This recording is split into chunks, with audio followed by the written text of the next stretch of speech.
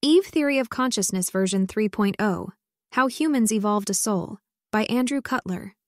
A black and white engraving depicts a nude female figure, likely representing Eve from the biblical Garden of Eden story. She stands contrapposto with long flowing hair amidst dense foliage and flowers. A serpent with an almost human-like face is wrapped around the trunk and branches of a tree beside her, with its head near hers as if speaking to her or offering something. The highly detailed line work creates dramatic shading and textures to convey the lush garden setting. The composition evokes the moment of temptation from the book of Genesis. Eve and the Serpent, 1803, artist unknown. When the woman saw that the fruit of the tree was good for food and pleasing to the eye, and also desirable for gaining wisdom, she took some and ate it. She also gave some to her husband, who was with her, and he ate it. Then the eyes of both of them were opened, and they realized they were naked. So they sewed fig leaves together and made coverings for themselves. Genesis, chapter 3, verses 6 through 7. By some accounts, Homo sapiens evolved 200,000 years ago. However, there is little evidence of sapient behavior for most of that time period. Stone tools remain the same for tens of thousands of years, meaning countless generations lived and died without any innovation. There was no art, and likely no storytelling. About 50,000 years ago, culture emerged. The tools became more complex. Styles and methods of production changed over the course of hundreds of years, rather than tens of thousands. Art, religion, and calendars were invented. From then on, change has been the only constant. Many scientists think language evolved around this time. It looks like the dawn of inner life. Much of the disagreement on when we became human is disagreement about what makes us human. Ironically, one of our clearest quirks is the need for narrative, especially for who we are and where we came from. All cultures answer these questions. The scandal of Darwinian evolution was contravening religion to explain them by material causes, natural selection degree by degree. Instead of being created in the image of God, man and beast henceforth belonged to the same family tree. We undoubtedly share a common ancestor with other animals, but this eludes the deeper question of what makes us human. We may share 99% of our DNA with chimps, but on the meaningful traits, humans are categorically different. We have language and symbolic thought. We are native dualists who feel that, at the core, we are made of spiritual stuff. A dog has never had an existential crisis. More than unique, these attributes seem to be binary. An organism either has them or doesn't. How did we evolve these defining features bit by bit? Were there times when humans were only half capable of symbolic thought? What would that even look like? This is one of the great open questions of science. The tension between anatomical modernity 200,000 years ago and behavioral modernity 50,000 years ago permeates the study of human origins. See, for example, Michael Corballis's The Recursive Mind, The Origins of Human Language, Thought, and Civilization. He makes the case that recursive thinking undergirds self-awareness, language, counting, and imagining the future. The whole human package tightly wound up by a single principle. But the timeline is confusing. He's certain that a Homo sapien from 200,000 years ago raised today could become a lawyer, artist, or scientist without any problem.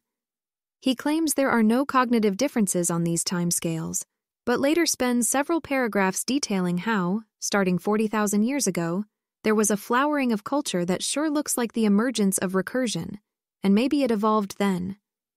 In some ways, it's an optimistic ideology. Yes, there are no signs of sapience 200 to 40,000 years ago, but if an early Homo sapien were raised in the modern school system, they'd be completely normal. Evolution can't touch the brain in a mere 200,000 years.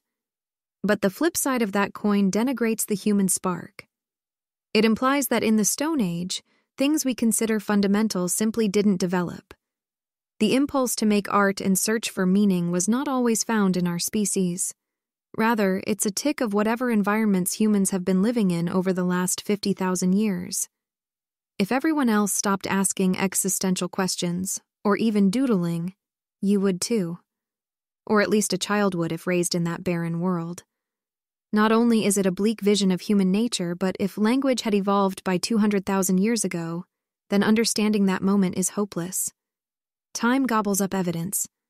However, if it started to emerge 50,000 years ago, we may be able to reconstruct the story. The finishing touches of linguistic thinking could have been evolving fairly recently. I choose to frame human origins in terms of a soul. This essay's subtitle could be, How Humans Evolved an Irreducible Self-Referential I, but that would divorce my project from thousands of years of thinkers and the grounding power of natural language. The meaning of soul is an agreement between millions of people about the essence of a self, the seat of agency, and connection to the divine. When grappling with what it means to be human, common language offers a guardrail, and in this case a target for what must be explained. Where did souls come from?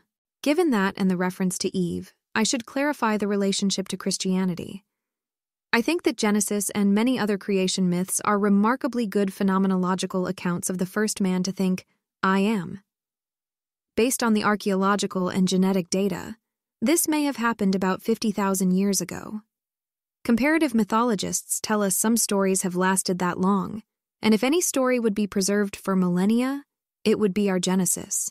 My thesis is that women discovered I first and then taught men about inner life. Creation myths are memories of when women forged humans into a dualistic species. That sounds fantastic, but we have to have evolved at some point, and it must have been fantastic. Further, weaker versions of the idea are still interesting. For example, I hold that snake venom was used in the first rituals to help communicate I am. Hence the snake in the garden, tempting Eve with self-knowledge. Even if those rituals do not figure in human evolution or our discovery of consciousness, it would be extraordinary if a psychedelic snake cult from the Paleolithic is remembered in Genesis as well as by the Aztecs. I'd watch that Netflix series. In several blog posts, I have developed what it would look like to discover I, how it could have been communicated to others, why women would have been the vanguard, how it could evolve by degrees, and what sort of cultural and genetic marks such a process would leave. But these arguments are scattered across posts, and in the meantime, I've found more supporting evidence. For example, earlier, I mused that snake venom could have been used as a hallucinogen. It turns out that this is well documented in ritual settings, including among the architects of Western civilization. This essay starts with a discussion of what it means to be human. This is essential to establish a common framework, but, unfortunately, buries the lead. The most original research is on the worldwide snake cult. If you're short on time, you could start there. One last bit of business. Rationalists often start an essay by signaling how seriously one should take the argument. Epistemic status. Human origins are inherently speculative, and this is a passion project outside my area of expertise, psychology and AI. For this post, I've read maybe a dozen books and 100 papers. One way to think about this theory is interpreting data by asking, how recently could humans have become sapient, rather than using the institutional bias that seeks to push that date back as far as possible. So, proceed with caution, but that's par for the course for this subject. Outline. 1. What makes us human? Recursive self-awareness. 2. Weak ETOC without any reference to mythology. Recursive culture spread, and this caused genetic selection for recursive abilities wherever it went. 3. The snake cult of consciousness, giving the stoned ape theory fangs. 4. Women discovered I and founded the snake cult. What makes us human? A cartoon image depicts the process of evolution in a humorous manner. In the image, a line of animals is shown progressing from left to right, starting with a fish crawling out of the water onto land, followed by several intermediate stages of reptiles and mammals, and ending with a human man. Each animal has a thought bubble above its head that says, eat, survive, reproduce, representing the basic biological drives. However, when the progression reaches the human at the end of the line, his thought bubble instead says, what's it all about? Humorously implying that humans have evolved beyond basic survival instincts to ponder deeper existential questions. The animals are drawn in a simple, iconic style, against a blue sky and reddish ground. The cartoonist's signature, Harden, appears in the lower right corner. In the beginning, there was only the great self in the form of a person. Reflecting, it found nothing but itself. Then its first word was, "This am I," whence arose the name I, Aham. Brihadaranyaka Upanishad, Chapter 1, Section 4, Verse 1. I is the beginning of many creation myths. This is made explicit in the Hindu verse quoted above. Or consider the Egyptian account where Atum rises out of the primordial ocean of chaos by saying his name. There are echoes in the Bible as well. After eating the fruit of knowledge, Adam and Eve became self-aware, self-conscious even, and realized their nakedness. The ability to reflect on oneself then produced alienation. Adam could no longer live in unity with God and nature. He had to leave the garden. The New Testament can be read as a development of this idea. John begins his gospel with a nod to Genesis. In the beginning was the Word, and the Word was with God, and the Word was God. Word here refers to Christ, the answer to the alienation wrought by the fall of Adam and Eve. Jesus began his ministry by claiming to be the great I Am, one of the Jewish names of God. John 8:56-59. It is a passage that goes over the heads of many English readers, but not his Jewish audience, who immediately took up stones to kill him. They understood the claim to be, I am God, the self-existing one, who appeared to Abraham, Isaac, and Jacob. I hope it's not an abuse of the transitive property to say, in the beginning was the I Am. These myths teach that living started with I, that God is ultimately self-referential, and that this same divine spark exists within man. Beyond I, creation myths also cite ritual, language, and technology as what separates man from beast. In Australia, Aboriginal legend holds that civilizing spirits brought the first people language, ritual, and technology. Thus, dreamtime ended, and time began. Similarly, the Aztecs teach that before modern humans, there lived a race of man built of wood, lacking soul, speech, calendars, and religion. A great flood wiped out this penultimate race, and humanity only survived by temporarily transforming into fish. Clearly, these myths cannot be taken literally. However, their core has held up remarkably well. When scientists answer what makes humans unique, they point to self-awareness, language, religion, and our relationship to time and technology. Many even suppose that all of these form a tight package that can be explained by recursive thought. It follows that, in reality, the whole package would have evolved more or less at once. The fact that creation myths are phenomenologically accurate doesn't need explaining. The narrative landscape is competitive, and only the most psychologically true survive, particularly in the crowded space of cosmogony. However, details in the world's creation myths suggest they share a common root deep in the past. In fact, they seem to hail from about the time humans first started expressing recursive behaviors. This opens the possibility that they aren't accurate by accident or in spite of themselves. They could be memories of the transition to sapience. Recursion is useful. Natural selection works because traits are passed down from parent to child. If a trait allows a parent to have more children, then that trait will become more common in the population. So if the ability to digest cow's milk or think abstract thoughts is useful, these traits will become more prevalent with each generation. Given that, what abilities does recursive thinking enable? Recursion is a process in which a function or procedure calls itself either directly or indirectly. In other words, it's a method where the solution to a problem depends on solutions to smaller instances of the same problem. This can be as simple as standing between two mirrors and looking at the reflection of your reflection. The last reflection depends on those that came before it. The concept is widely used in computer science and mathematics for solving complex problems by breaking them down into simpler, more manageable parts. In computer science, a recursive function applies itself to its own output. Often, each successive application will be a subroutine, where the input gets simpler and simpler until reaching some stop condition. If that is too technical, don't worry. Just know that algorithmically speaking, recursion is a superpower. Consider the fractal below.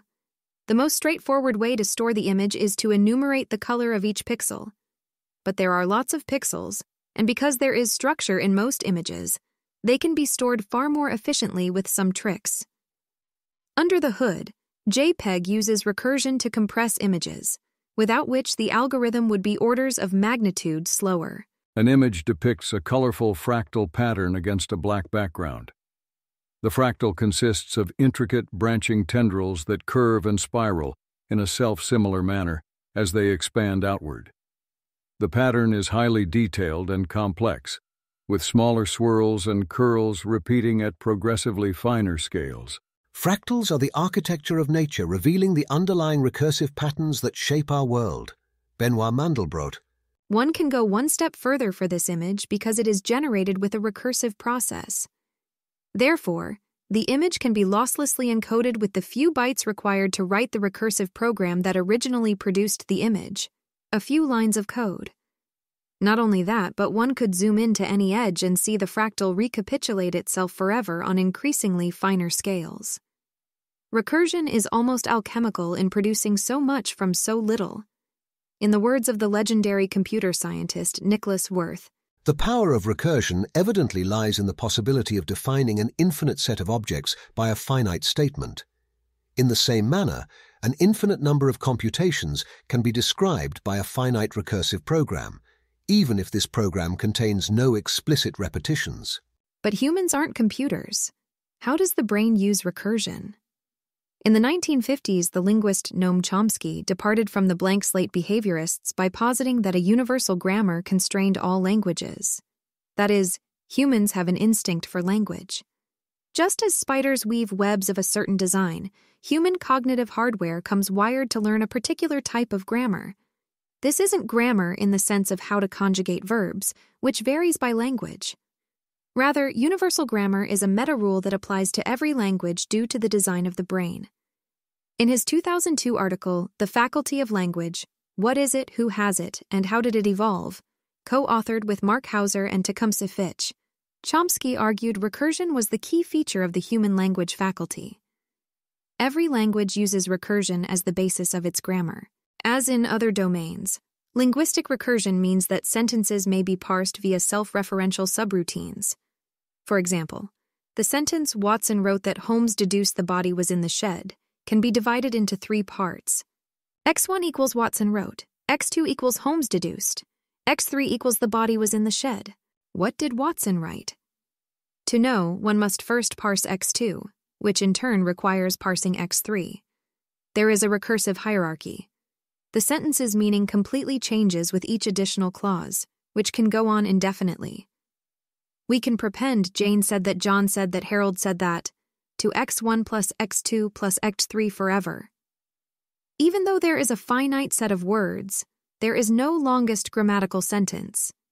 Recursion preys infinity out of finite building blocks.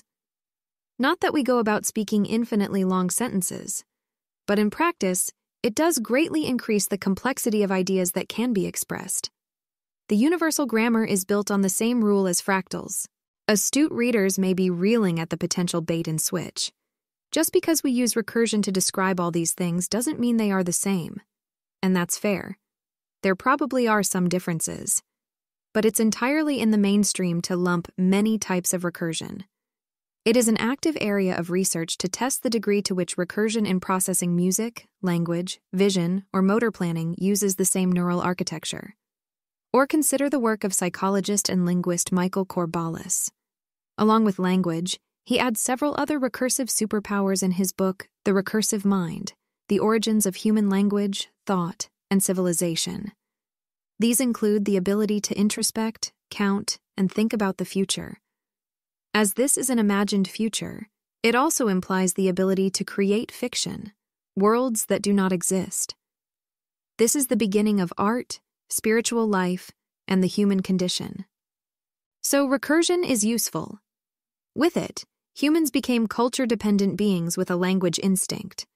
But more importantly, for individuals, recursion is the basis of consciousness. That dual purpose, pardon the pun, is important to remember, even though consciousness and evolutionary fitness are often treated separately. Recursion is essential for consciousness. An image illustrates the concept of witness consciousness, a meditation technique through a nested visual metaphor. At the center, there is a bald figure in a meditative pose with an orange aura. This figure is encapsulated within a larger bald head that mirrors the same pose and aura, viewing the smaller figure. Both figures have a third eye. Above the larger figure's third eye is another eye, viewing the larger figure. The artist's signature, Sylvia, is at the bottom. The image conveys layers of self-reflection and the expansive nature of meditation. Sylvia's depiction of witness consciousness, a meditation technique. Introspection requires recursion by definition. If the self perceives itself, that is recursion. So the phrase, "I think, therefore I am," is recursive on multiple levels. Recursive grammar connects the two phrases, and the mind is directed at itself. Descartes reasoned that the reality of anything could be doubted, with one exception. You stretch out your hand and feel a table? Well, some have been known to hallucinate such things. It may not be there.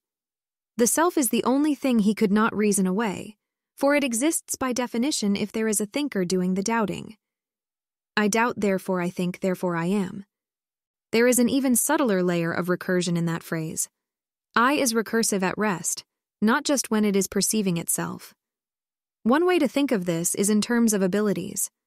The division between your conscious and subconscious mind is that which you can and can't introspect, not what you are currently introspecting.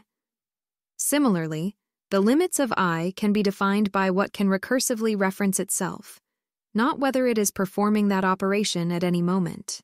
More sophisticated arguments can be made. Douglas Hofstadter's classic I Am a Strange Loop presents the idea that I is a result of the same type of self-referential paradox that Gödel used to break mathematics. The paper Consciousness as Recursive Spatiotemporal Self-Location includes a dozen citations connecting recursion to consciousness, as does the Stanford Encyclopedia of Philosophy entry on higher-order theories of consciousness. Many bright people hold that the core of what we call living requires recursion. We take our relationship to duality and time for granted, but these are both built on the foundation of recursion. It's worth trying to understand that before moving on. Disruptions of self are also disruptions of subjective time. Diseases that affect the ego, such as schizophrenia and Alzheimer's, also disrupt the experience of time. Anyone can dabble in this arena by taking psychedelics which produce ego death. Such a trip can be 15 minutes on the clock and feel like decades. A more mundane example is the flow state, which seems to draw out time. As mentioned earlier, mental time travel, thinking about the future or past, is useful. It's not an exaggeration to call it time travel, given you are simulating the future, which allows one to flexibly plan for it. This is different from instinctive behavior, like a squirrel burying food for the winter. In fact, humans can use mental time travel to think themselves out of instincts. Humans had followed their prey for eons. Imagine the first hunter-gatherers to settle down. They must have had some idea of the next season and reasoned that they didn't need to follow the herds because they had planted some crops or had some other alternative. Living outside the moment is a new kind of alienation from the material world. Many know Joseph Campbell for the hero's journey, the idea that there is a basic template to which most stories conform.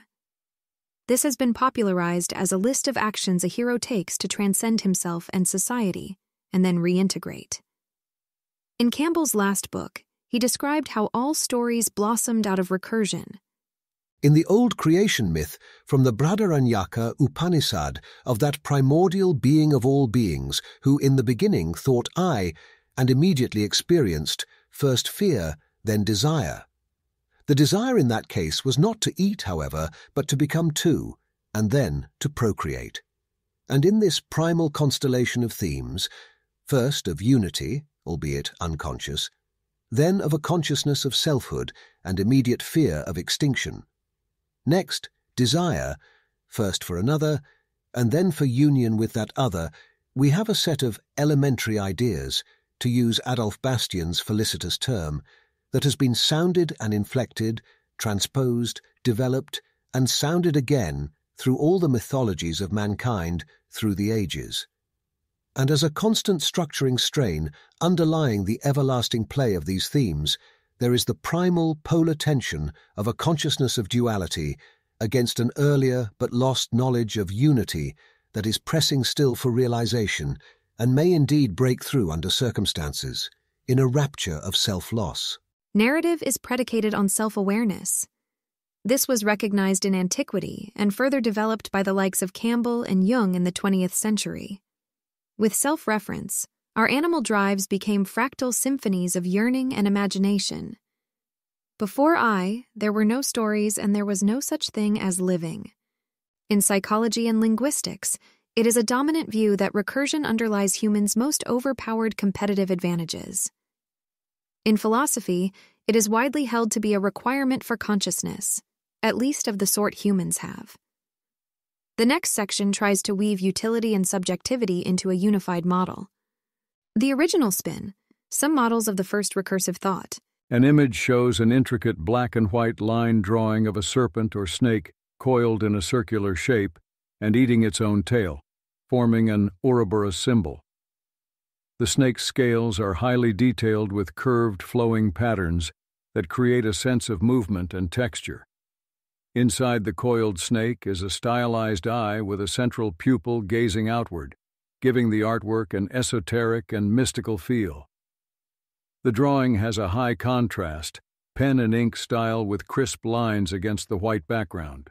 In the Faculty of Language, Steven Pinker and Ray Jackendoff discuss why recursive thought evolved. Here the problem is not a paucity of candidates for evolutionary antecedents, but a surfeit. Still, they offer some possibilities: music, social cognition, the visual decomposition of objects into parts, and the formulation of complex action sequences. I'd like to offer one more, that the driving recursive thought was, I am. Describing this epiphany brings to mind a group of blind men feeling an elephant, declaring it consists of tree trunk legs, ivory spears, or flaps of rough skin. Like them, I will give several related models that I hope describe humans' transition to sapience. The first model draws from Freud, dividing the psyche into ID, ego, and superego. The ID is basic animal nature to meet physical needs. The first bacteria must have had something like this: navigate towards a comfortable salinity. In humans, this is expanded to food, sex, shelter, and the like. The superego is unique to humans. It is your model of society's expectations. What others, whether abstracted as society or particularly people such as mother or chief, expect. The ego is also unique to humans and mediates between these two often contradictory forces. This implies that it evolved after the superego. Theory of mind preceded recursive self-awareness. Before recursion, the superego was made up of models of how others would behave and expect, just as it is now. However, a pre-recursive ego is a different beast, a proto-ego. The proto-ego, too, was a model of mind, in this case, one's own. As a mediator, it would have been well connected to both the superego and the interoceptive system, keeping track of the body's needs, an important part of the ID. The first I am corresponds to the ego becoming self-referential, receiving itself as input. The self finally perceived the self. In other words, we built a map of our mind, and the map became the territory I. Or, as Joscha put it, we exist inside the story that the brain tells itself. This suggests a straightforward answer to the ancient question of what language has to do with consciousness. Consciousness requires self-reference, which in turn allows full grammatical language. Both come from recursion. It's worth noting words existed before full grammatical language or self-reflection. Adam named the animals while in Eden, after all. One shortcoming of this model is that it makes the transition seem like the emergence of a thing, the ego.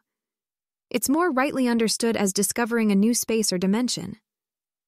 My favorite analogy is thousands of years old and common to many religions. With recursion, humans evolved a new eye that can perceive symbolic space. A third eye, if you will. Just as our eyes allow us to see the electromagnetic spectrum, this new self-referential architecture in our brain allows us to perceive the symbolic realm, the abstract world of art, math, Platonic ideals, and the future. Richard Dawkins said there were two great evolutionary moments. The first was the emergence of DNA, which marked the beginning of biological evolution. The second was the emergence of memes. Just as genes propagate themselves by leaping from body to body via sperm or eggs, memes propagate themselves in the meme pool by leaping from brain to brain. We receive ideas, refine or mutate them, and pass them on. Over the long run, the best ideas win. At this point, humans are wholly dependent on the highly evolved memes distributed over countless human brains, and now books and computers. The memetic universe is our natural habitat to a much greater degree than the material world. This is what it means to exist inside the story the brain tells itself. A brain that can produce such an eye has a privileged view of the memetic universe. We are the only species that can see most memes, that is, hold and perceive abstract or symbolic ideas. The first person to think I am was, in a very real sense, stumbling into a new dimension. Since then, we have built castles in the sky and on Earth as well. Humans reign supreme in the material world because we are the sole natives of the memetic niche. The final model I present is the one that led me down this rabbit hole to begin with. Many scientists say language has evolved in the last 100,000 years. Why, then, is the inner voice such a core feature of conscious thought? How has language been so fully integrated into thinking if consciousness goes back 100 million years? Consider the thought experiment. What did the first inner voice say? In Consequences of Conscience, I reasoned that, given the social nature of our species, the first inner voice may have been a moral injunction like, share your food. But the content does not matter so much. It could also have said, run, when one of our ancestors unconscious noticed that the birds had gone too quiet all of a sudden. The question is, would she have identified with the first inner voice? I think not. Identity is complex and requires recursion. Hallucination does not and is still common. This suggests reframing. When did recursion first evolve? As, when did humans first identify with their inner voice? While writing a piece on inner voices, Consequences of Conscience, I struggled to convey the phenomenological significance of this moment. It struck me that I could do no better than Genesis, which reads a lot like Adam being taught his inner voice is him. Before that understanding, what would the hallucinated voices of the superego have been, if not the gods, doling out advice or commands? It follows that Satan told the truth when he said Eve's eyes would be opened and she would become as the gods. That would necessitate Genesis hailing from the beginning of phenomenological time. Taking that idea seriously has all the hallmarks of a wild flight of fancy, but I think mostly by convention. Fundamentally, the question is, how long information can be preserved in myth, and how long ago humans first demonstrated inner life. Surprisingly, there is strong evidence that myths can survive from about the time humans started doing anything that indicates recursive thoughts. Perhaps unsurprisingly, no scientifically minded person has tried to put two and two together in a very long time. That is this fool's errand. Eve theory of consciousness, etosi. Whether Genesis could be a cultural memory of the discovery of the human condition comes down to two questions. 1. How long can a myth last? 2. When did we become human? If those are about the same length, then Genesis could be a memory of our genesis. Both questions are difficult, but not totally intractable. I write about the first question here, giving several examples of global memes that were first evidenced about 30,000 years ago. For statistical reasons, the simplest example is the Seven Sisters. In dozens of cultures from Greece to Australia to North America, the Pleiades star cluster is said to represent seven sisters, even though only 6 stars are visible. The discrepancy is often a plot point in the story, a missing sister. Given this detail, Seven Sisters myths worldwide must share a common root. It's not a plot that would independently emerge. The 7 stars are painted on cave walls in France 21,000 years ago, and Australia in the mid-Holocene, where they are also part of the Dreamtime creation myth. Most researchers interpret this to mean the myth is around 100,000 years old. As I'll explain later, there is no need to posit anything much more than 30,000 years. in large part because, in relation to question 2, there is no compelling evidence of recursive thinking, including fiction, before behavioral modernity 40 to 50,000 years ago. That transition is debated, which we will return to. But for now, all that needs to be established is that there is considerable overlap between mainstream estimates of 1 and 2. I'll outline a weak and strong version of how recursive culture could have spread, starting with the weak, which does not rely on any religious text, and then moving to the strong, which interprets common details of creation myths as meaningful. Weak ethos. Humans today have a fairly seamless construction of self. There are cracks around the edges, particularly if you do drugs, meditate, or have schizophrenia. But many get through life taking I for granted from the time they are about 18 months old. In the beginning, this would not have been the case. Recursive loops are inherently unstable. There are steady configurations, but it's unlikely our cognitive wiring leapt from no recursion to recursion as a load-bearing infinite loop without significant evolution. This would take generations of natural selection for the seamless construction of self at a young age. It's instructive to imagine the first person to think, I am. Modern humans become self-aware as toddlers, it seems. They can at least use I correctly, pass a mirror test, and brain scans no longer look like they're on an acid trip. My guess is the first sapient person was not a toddler because they aren't particularly introspective or good with theory of mind. In that case, the first sapient person would have been an adult who had lived their life up until that moment in non-reflective unity. Let's call her Eve. It's possible that she was either pregnant or going through puberty when she had the realization, as those are periods of great brain reorganization, particularly related to social cognition.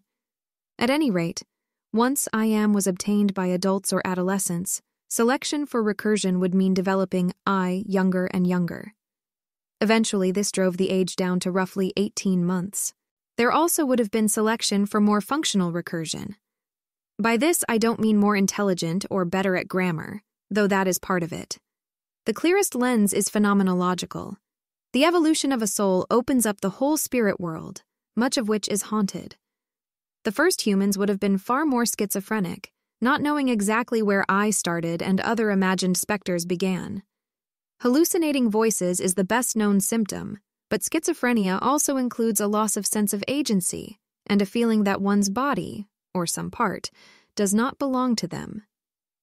Go back far enough, and this would have been the norm, and farther still, there would be no internal life at all. There is a spectrum of how smoothly recursion runs as the default mode. Modern disruptions like epilepsy or schizophrenia map onto that spectrum but are minor compared to the variation that existed in the past. The first 1,000 light bulbs were extremely faulty by today's standards. The same is true of the light of consciousness. As I've written before, the intermediate evolutionary period could be called the Valley of Insanity. The longer recursion took to evolve, the more time humans spent as Homo schizo. The first 1,000 people to have thought I am may have lost that train of thought and gone on living in unity with the universe. If they had such a concept, altered states of consciousness would have referred to duality, ego birth, not ego death. Imagine the first person for whom I am stuck for any length of time. What would it be like to explain the situation to the rest of the tribe? Absolute lunacy. Like describing the taste of salt to a silicon-based alien who only speaks Spanish. Nobody understood the first Eve, and the evolutionary meat grinder kept churning. Given recursion is devilishly useful, those who tended to have the I epiphany may have also tended to be better at other proto-recursive tasks, such as social navigation or counting, causing them to have more children. Even a small correlation between I and these tasks would be sufficient for a temporary experience of I to be more common, hundreds of generations after the first epiphany. And there likely was a correlation, given the extent to which the brain uses recursive networks for many tasks. At some point, critical mass would be reached. Enough people would experience I, though perhaps only sporadically, to build a culture around it. This would create a steep fitness gradient for those who can participate in recursive culture. In other words, the less recursive folks died or had fewer kids. Consider all the ways, over many thousands of years. 1. Language becomes recursive with it, the jokes around the campfire, instructions on making an axe, and the endless small tribe gossip. 2. Shamanism and the entire spiritual plane are only appreciated by those who can experience duality. 3. More sophisticated deceit requires recursion. With duality, one must learn to wear a mask. Everyone else is a sitting duck to the social technology of saying one thing and meaning another. 4. Recursion changes one's relationship with time, allowing more flexible planning for the future. This is expressed in language with past and future tenses, further complicating grammar. 5. Music and dance use recursive structures. This selection process could have happened fairly quickly. Let's say seamless construction of self is about as heritable as schizophrenia, roughly 50%, and is correlated R equals 0.1 with fitness, surviving number of children. This is fairly conservative, as nowadays people with schizophrenia only have about 50% as many children, a huge fitness penalty. The law of the jungle may have been even harsher on those with a fractured grip on reality. Plugging those conservative parameters into the breeder equation, recursive ability, uninterrupted function and acquisition at younger ages, could increase one standard deviation every 20 generations, or roughly 500 years. Here is how far recursion would shift in a population over 2,000 or 5,000 years. An image shows 3 overlapping bell curves representing the recursive ability distributions of populations at 3 different time periods: 0 years, blue, 2,000 years, red, and 5,000 years, purple, from an arbitrary starting point when recursion began to evolve. The x-axis measures recursive ability and standard deviations from 5 to 15, while the y-axis, unlabeled, likely represents the population density at each ability level. Over time, the bell curves shift to the right, indicating an increase in the average recursive ability of the populations. At 5,000 years, the majority of the population exhibits higher recursive abilities compared to the earlier time periods, suggesting a continuous evolution of this trait. The bell curves represent the recursive ability of populations at 0 years, 2,000 years, and 5,000 years. This is not in reference to the birth of Christ, just some arbitrary point in time when recursion started to evolve. In 2,000 years, there is almost no overlap between the populations. By comparison, this is about the same as the difference in height between 8 and 12-year-old boys. By 5,000 years, there is no overlap. Those are cognitively distinct populations. Now consider 20,000. The updated image builds upon the previous one by adding a 4th bell curve in green, representing the recursive ability distribution of the population at 20,000 years from the arbitrary starting point. The x-axis still measures recursive ability and standard deviations, but the scale is not shown. The image now displays the progression of recursive ability over a longer time frame, with the 20,000-year curve showing a significant shift to the right compared to the earlier time periods. This suggests that the evolution of recursive ability continues to advance over extended periods, with the population at 20,000 years exhibiting substantially higher average recursive abilities than those at 0, 2,000, and 5,000 years. The inclusion of this longer time frame emphasizes the gradual and continuous nature of the evolutionary process.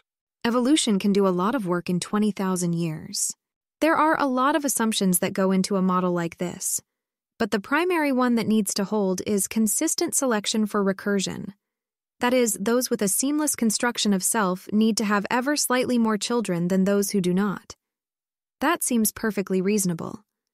A correlation of R equals 0.1 is barely perceptible in real life, and there are advantages to recursive thinking. Remember, Dawkins said the emergence of memes is one of 2 great evolutionary moments. Only recursive thinkers could access that great well of knowledge. The ability to understand recursive culture is completely overpowered as a strategy to pass on one's genes.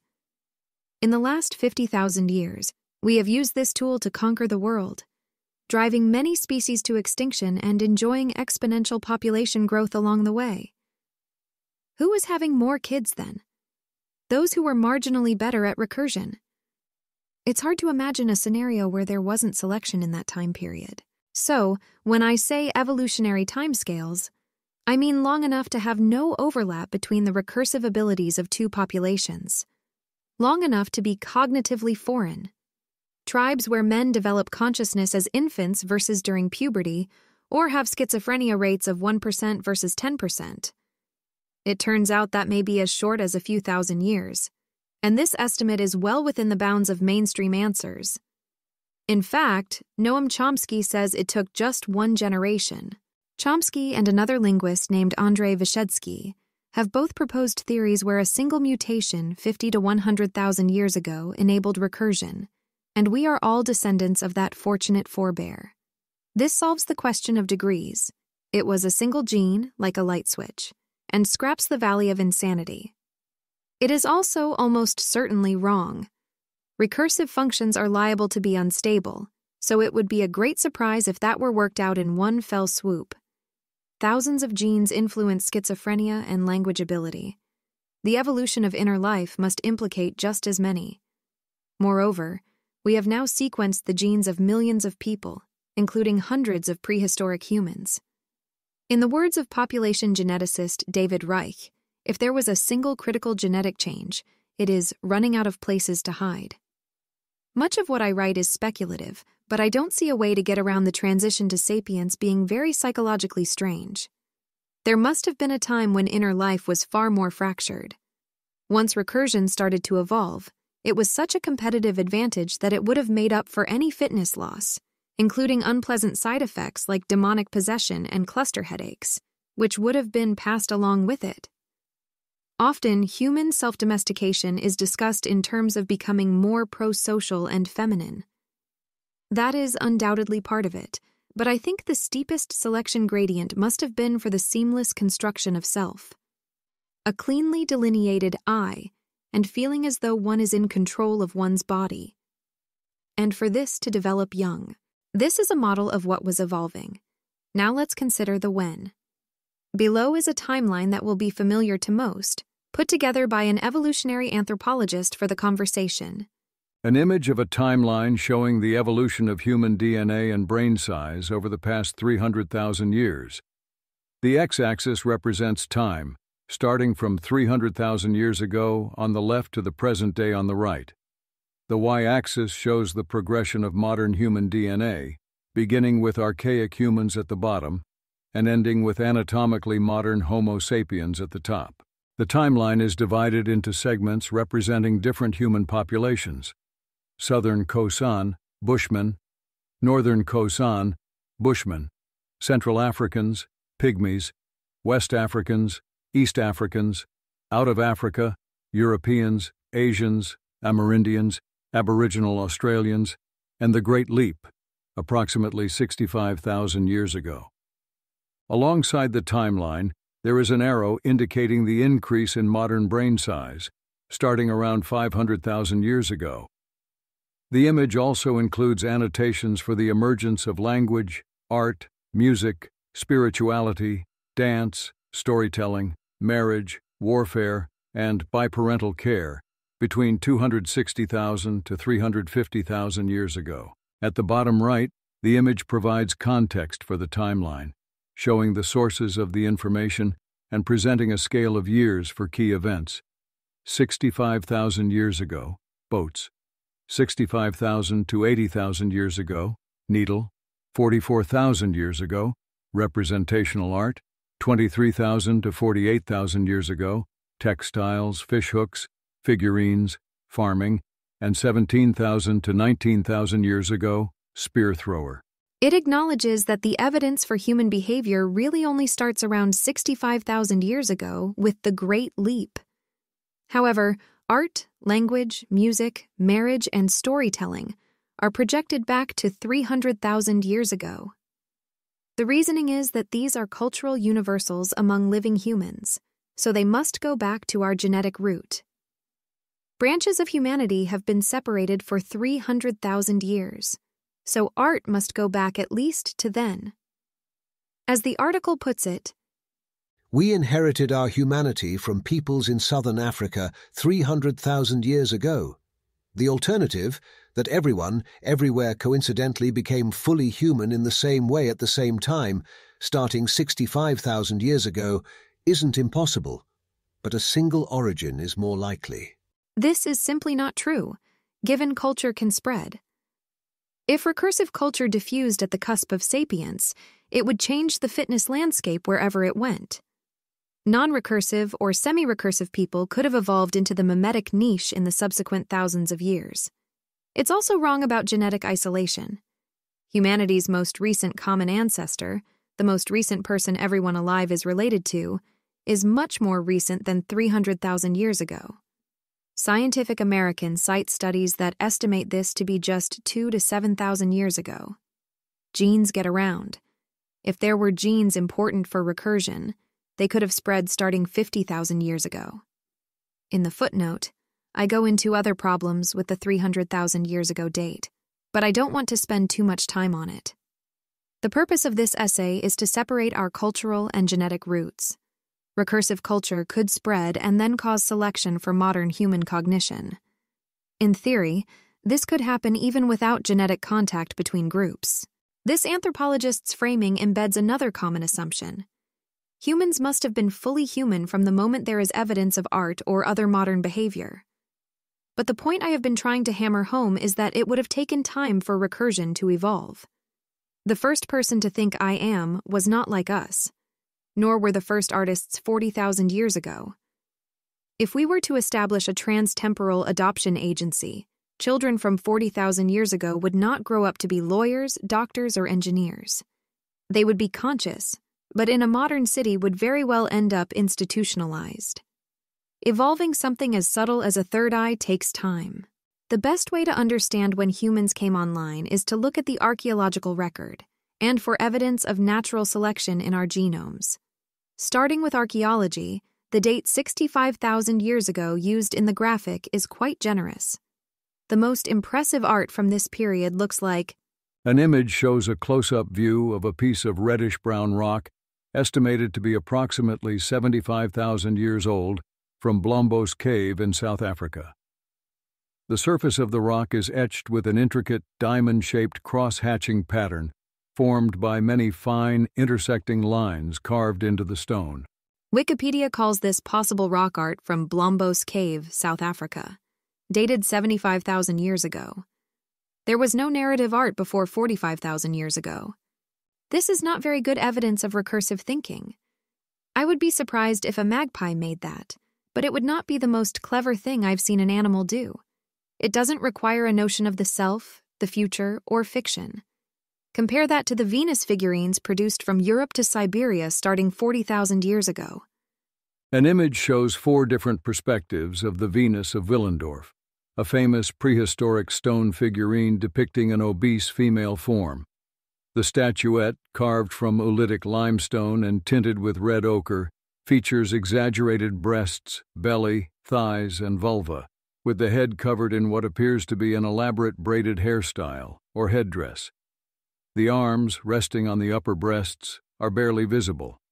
The figurine lacks facial details. Venus of Willendorf. There are many interpretations of Venus statues, all of which require recursion.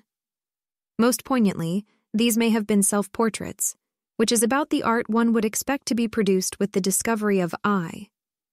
Moreover, at about this time, all over the world, one can find sure examples of recursion. As mentioned earlier, counting requires recursion.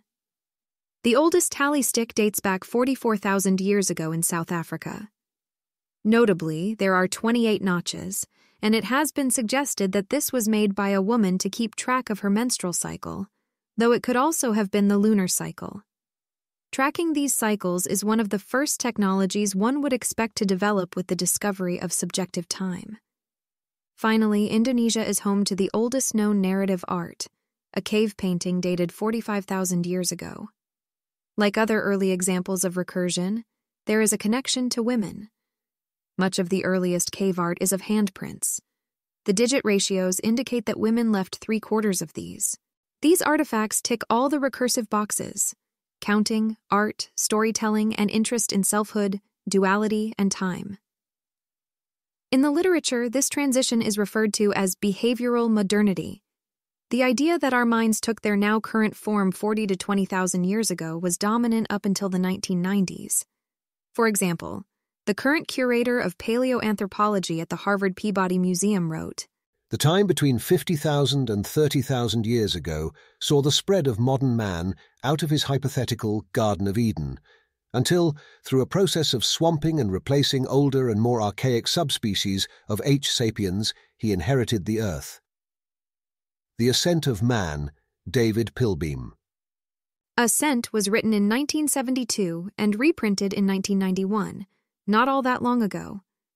As recently as 2009, psychologist Frederick L. Coolidge and anthropologist Thomas Wynne wrote, "The most parsimonious interpretation is that modern executive functions did not emerge much earlier than 32,000 years ago."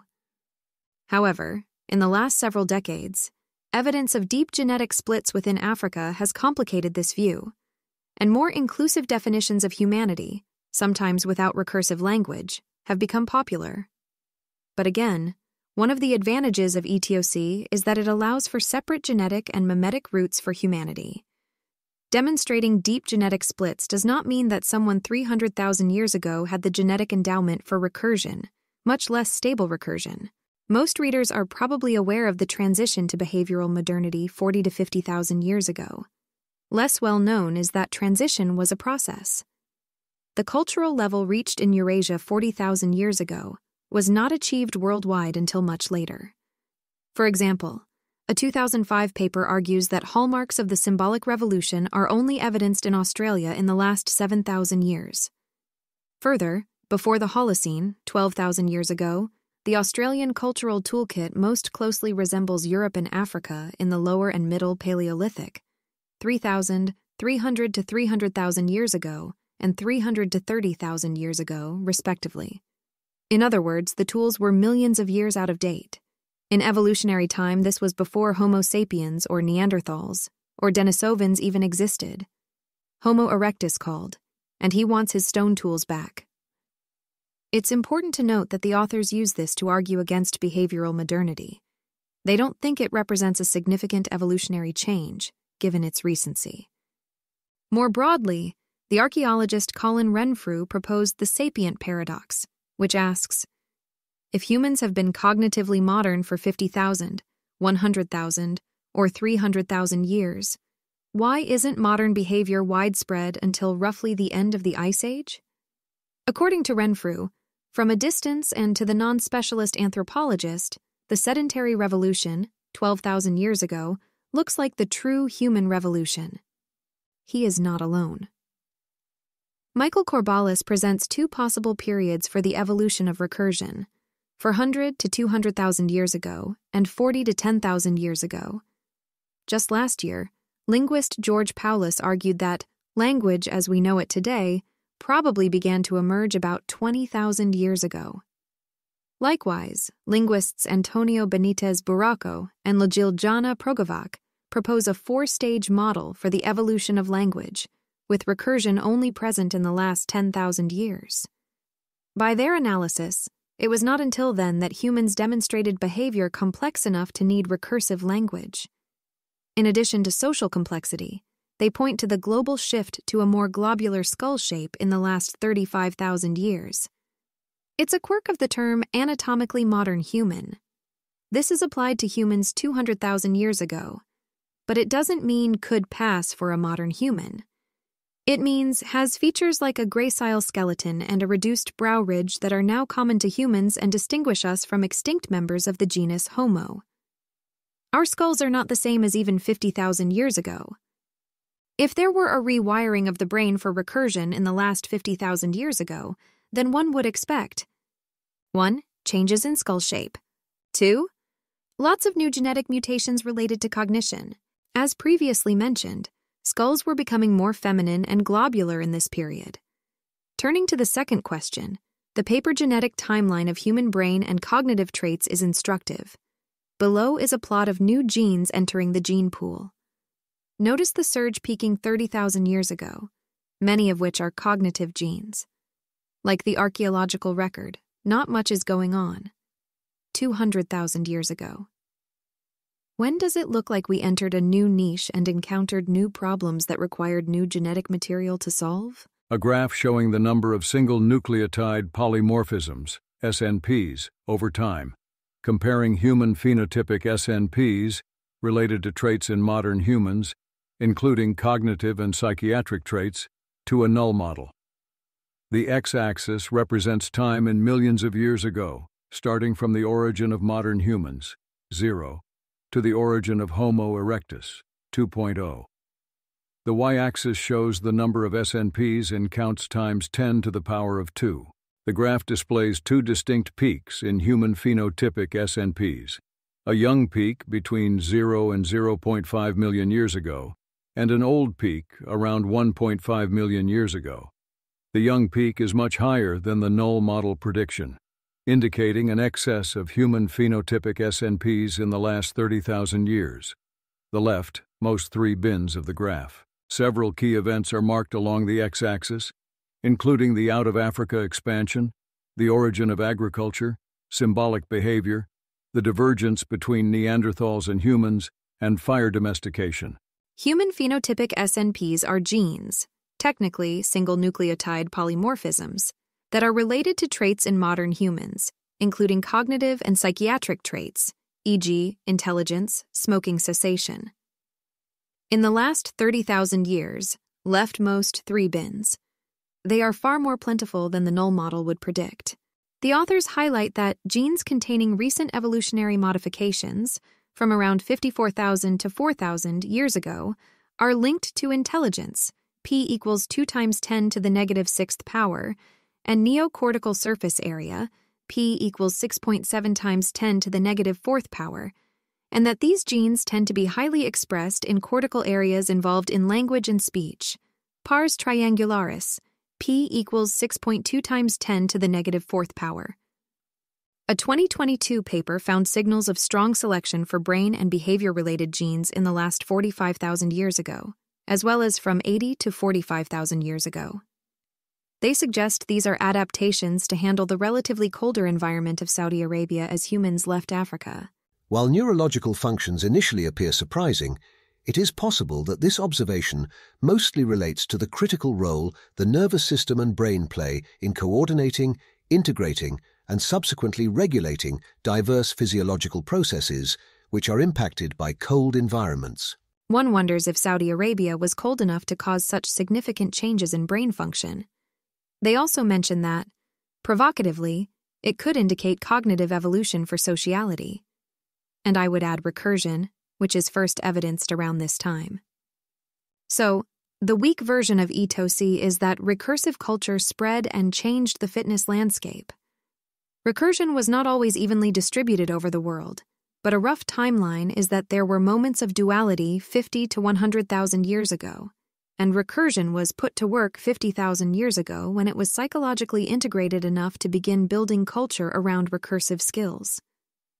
Given recursion is found all across the world soon after, this culture must have spread. At that time, I was not necessarily a constant, uninterrupted fixture. Individuals' relationship with their inner voice could have been wildly different.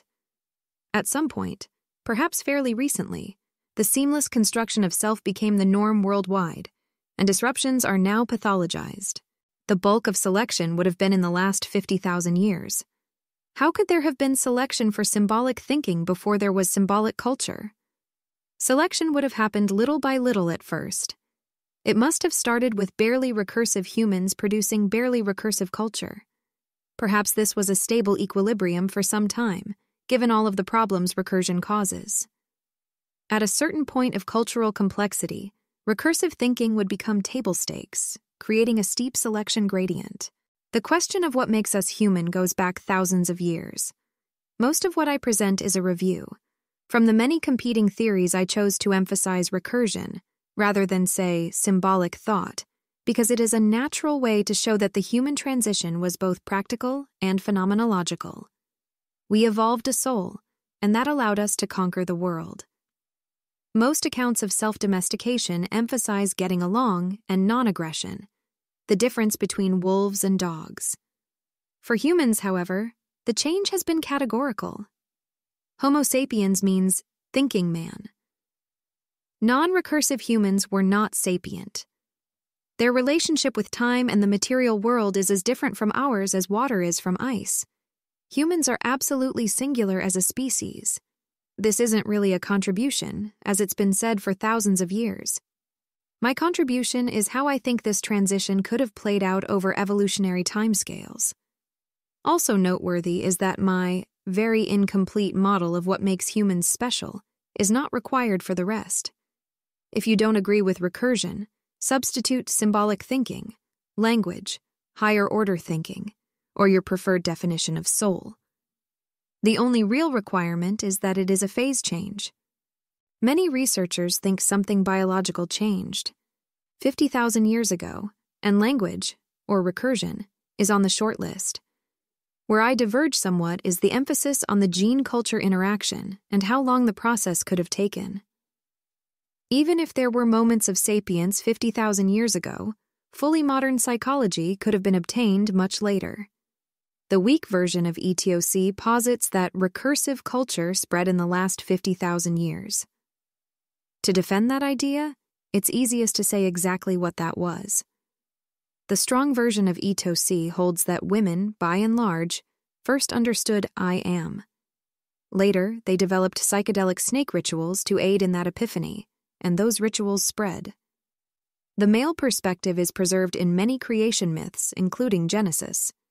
This is why I emphasized the phenomenological implications of recursion. Stories worth retelling concern changes in consciousness, not technology. Therefore, if recursion evolved within the reach of oral tradition, what would be passed down with the most reverence are the changes to do with time, self-awareness, agency, and duality. Not utilitarian concerns of more complex grammar or stone tools, though their introduction is also remembered. The Snake Cult of Consciousness. An intricate black and white print featuring a symbolic scene. A nude woman stands profile to the left, gazing thoughtfully at her reflection in a large, shield-shaped mirror. The mirror is held by a sinuous serpent that entwines itself around the tree from which the mirror hangs. The woman's right hand is raised to her chin in a contemplative gesture, and her long hair flows down her back. The serpent's head is in the upper right of the mirror, gazing at the woman. They are set against a background of a serene landscape with trees and a body of water in the distance. Below the scene is the name Max Klinger and the indication Opus 3, noting the artist and the work sequence. The Serpent, Plate 5 of the series Eve and the Future, Opus 3, 1880, Max Klinger. And the serpent said unto the woman, Ye shall not surely die. For God doth know that in the day ye eat thereof, then your eyes shall be opened, and ye shall be as gods, knowing good and evil. Genesis chapter 3, verse 5. The expulsion of Adam and Eve was the result of natural law, not a capricious God doling out contradictory commandments. Once Eve perceived herself as an agent and the voice in her head as her own, she could no longer dwell in blissful ignorance. She became responsible for her actions and aware of her mortality. Others have offered this interpretation. Julian Jaynes even related it to identifying with the inner voice. But what's with the snake? If you took a time machine to visit humans at the cusp of recursion, could you teach them about I? What would you try? I would embed I into a horror ritual, an escape room where the only way out was in. This would pull on many biological levers, including psychedelics, given their ability to help change one's mind. The acute effects include opening the mind and enabling novel thoughts. Particularly affected are functions related to introspection and consciousness. It's a bit odd that a class of drugs known most for ego death could be involved with ego birth. But the proposed mechanism is more a brain reset, during which an initiate has many new ideas, hopefully including I am, followed by weeks of increased brain plasticity where those can be integrated. This is not my idea. Terence McKenna proposed the stoned ape theory in his book, Food of the Gods, The Search for the Original Tree of Knowledge. For McKenna, the relationship between consciousness and psychedelics was practical. When he tripped, he saw consciousness being constructed in his mind. One of his most eloquent expositions is on entities he described as self-transforming machine elves, fantastical creatures made of language. I don't know why there should be an invisible syntactical intelligence giving language lessons in hyperspace. That certainly, consistently, seems to be what is happening. Based on his schooling in hyperspace, he figured that language was fundamental to consciousness and that psychedelics could help in obtaining it. McKenna argued the food of the gods was psilocybin mushrooms, but they only play a minor role in religious history. In fact, a much better candidate is in Genesis itself, snakes. Their venom is a psychedelic that contains large amounts of nerve growth factor. Not only that, but they are worshipped as consciousness-granting globally and have been over evolutionary timescales. I propose the original fruit of knowledge was snake venom. This section starts with a chemical investigation and then moves backward in time, from modern snake venom rituals to antiquity to the Stone Age. Snake venom as entheogen. A close-up of a vibrant and colorful Aztec mural depicting a portion of the creator god Quetzalcoatl. The focal point is a central, highly stylized face with wide, staring eyes and a mouth curled into a fierce grimace, all surrounded by elaborate decorative elements suggestive of regal headdress. From the head, serpentine forms unfurl, adorned with eyes and intricate designs in shades of red, yellow, and teal against a rich red background. The snakes symbolize the god's connection to serpents and creation. Some sections of the mural are fragmented or missing, indicating the ancient nature of the artwork. Aztec creator god Quetzalcoatl, snakes covered with eyes emerging from his head. This decorates a doorway of a temple at Tenochtitlan. I took this picture while on vacation writing the snake cult piece. Once you know the cosmic serpent, you find it everywhere. Venom worked out for me very well a long time ago. It took my life away, but it gave me something more precious than life. Sadhguru, why I drank snake venom. In the 1970s, the classicist Carl Ruck coined the term entheogen, literally, God within, to refer to hallucinogens used to induce altered states of consciousness. Importantly, this is not just any alteration. They must be used to access the divine within. Most cultures seem to have at least one entheogen of choice, be that opium, cannabis, coca leaves, iboga root, salvia, ayahuasca, psilocybin mushrooms, betel nut, acacia, or bufo toad, to name a few. Often left off this list is snake venom, a glaring hole in the literature I aim to address here. The first question is chemical. Can snake venom function as an entheogen? There are a few papers, enough to merit a review article, on snake venom as a recreational drug. The case reports are similar to those of psilocybin mushrooms. In one, the venom is intravenously delivered from fang to tongue by the neighborhood snake charmer. With a single dose, the patient reports changing long-ingrained behaviors. Following a decade of dependence on alcohol and opiates, he gave both up cold turkey after one kiss of the cobra. Vice also has a mini-doc about the phenomenon in India and a one-off case in the UK. Psychedelics stimulate the production of nerve growth factor, NGF, which allows for greater brain plasticity. Therefore, if you want to change your mind, as Michael Pollan puts it, then psychedelics are an excellent tool. The medical field is currently in a psychedelic boom, where these drugs are being tested to treat pretty much any psychiatric issue.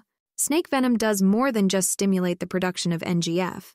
It brings its own to the party. In the 1950s, laboratories sourced NGF from brain tumors in mice. When snake venom was used to process the tumors, the resulting NGF was much more effective. Upon investigation, the researchers found that snake venom by itself contains NGF 3,000 to 6,000 times as potent as that derived from tumors, the previous best source. The induced plasticity is not just acute, nor solely to do with NGF. One recent paper argues that snake venom could be a cornerstone of treatment in neurodegenerative diseases.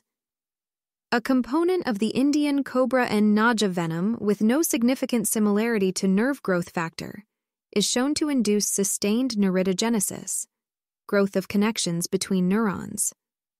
It is currently being researched to treat Alzheimer's disease and depression.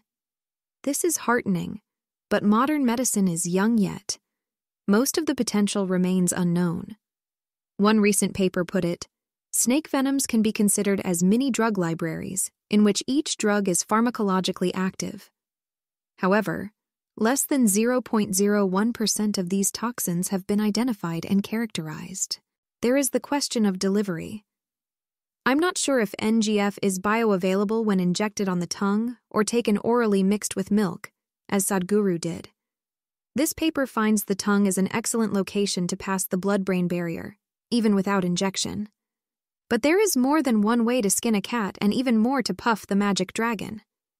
Classicist David Hillman suggests snake venom concoctions were administered as anal suppositories at Greek temples. Delivery does not seem to be a limiting factor. The final criterion is whether venom is ritualized in a spiritual setting. There are dozens of YouTube videos of the Hindu guru Sadhguru discussing why he drank snake venom. In his words, "Venom has a significant impact on one's perception if you know how to make use of it. It brings a separation between you and your body. It is dangerous because it may separate you for good. The unknown secret of how venom works on your body. Practical experience." Venom's spiritual use is not limited to one guru. The next sections will look at the mythological and archaeological evidence around the world. This is organized in an ever-expanding radius: Proto-Indo-European, Eurasia and America, and then worldwide. Proto-Indo-European. Serpents were milked to access their venom as psychoactive toxins, both to serve as arrow poisons, but also as unguents in sublethal dosages to access sacred states of ecstasy. Karl Ruck, The Myth of the Linnaean Hydra, a classical engraving in black and white, illustrating a scene from Greek mythology, presumably related to the Eleusinian mysteries. At the center stands a figure who is likely Demeter, the goddess of the harvest, depicted with a majestic stance, holding a long scepter topped with a fleur-de-lis, indicative of her royal status. To her right, a young woman, possibly Persephone, sits on a rock, reaching out towards a large serpent that rises up to meet her hand, symbolizing the underworld and rebirth.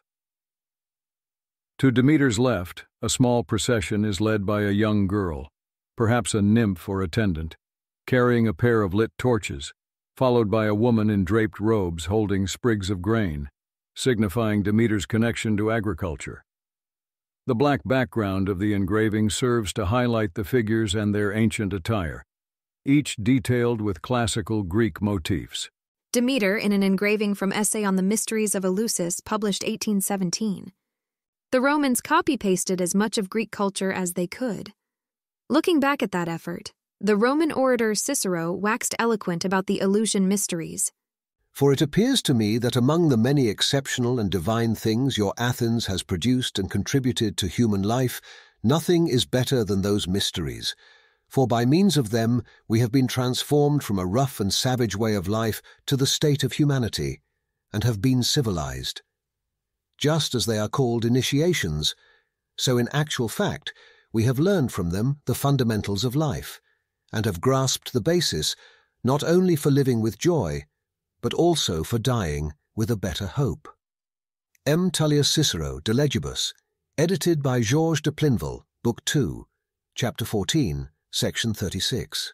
The Eleusinian mysteries were the quintessential Greek celebration of death and rebirth. They told the story of Persephone's abduction to the underworld and the grief-stricken search by her mother, Demeter, for her return. At the heart of this tale was said to be the secret of life. Or, in the words of the Greek poet Pindar, "Blessed is he who, having seen these rites, goes beneath the hollow earth, for he knows the end of life, and he knows its God-sent beginning." What was revealed about the beginning of life is, well, a mystery. It was a mystery cult, and the punishment for revealing their secrets was death. But even more, words do not seem adequate for the task. Homer, not one to be at a loss for words, nevertheless demurs in his description. great awe of the gods makes the voice falter. What happened at Eleusis had to be experienced to be understood. Still, there are some hints. In 1978, Ruck's The Road to Eleusis scandalized the field of classics by making a case that the core of the initiation was psychedelic. Brian Muraresku revisited that argument in his recent bestseller, The Immortality Key: The Secret History of the Religion with No Name. Check out Sam Harris's interview. Muraresku interprets the promise, "If you die before you die, you won't die when you die," as a reference to ego death induced by fungus. As an engineer, I think of these possibilities in mechanical terms. Psychedelics are a powerful cognitive tool. It's not surprising that the most powerful religious technology enlisted their charms. Still, there are better candidates for the entheogen at Eleusis. In the 2nd century AD, the emperor Marcus Aurelius was initiated into the mysteries. He is reportedly the only lay person ever allowed inside the Holy of Holies within the main temple. As emperor, he rebuilt the temple after it was nearly destroyed by the barbarian Kostovoks in AD 170. His bust rests in the courtyard, with a snake emblazoned on his chest.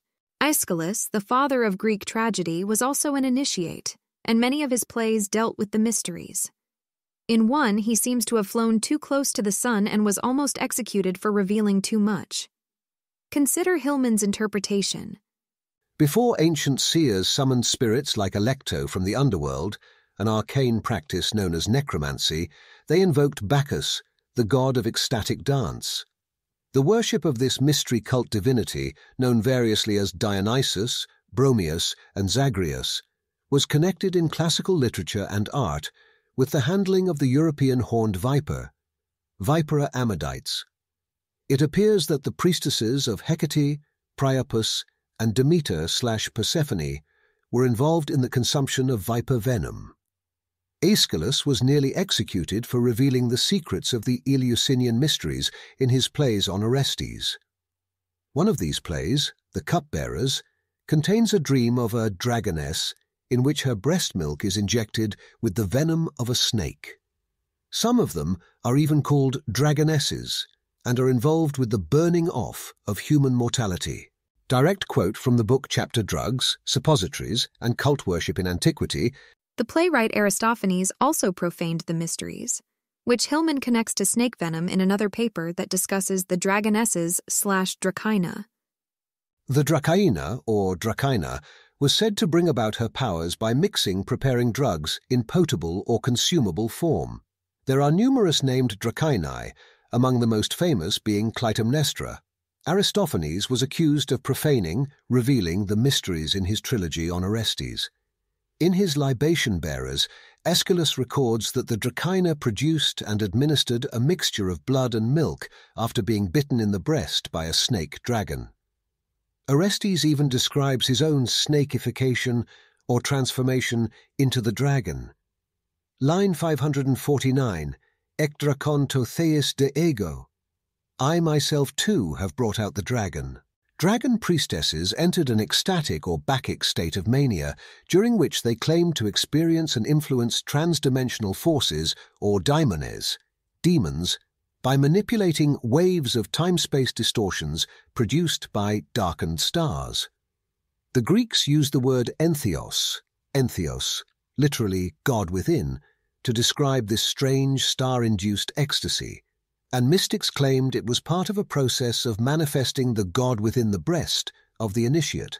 This was the subject of his dissertation. He explicitly states that the mysteries used snake venom as an entheogen, and he provides dozens of primary references. Still, it's nice to have a second opinion, this one about the oracle at Delphi, where the high priestess was called the Pythoness.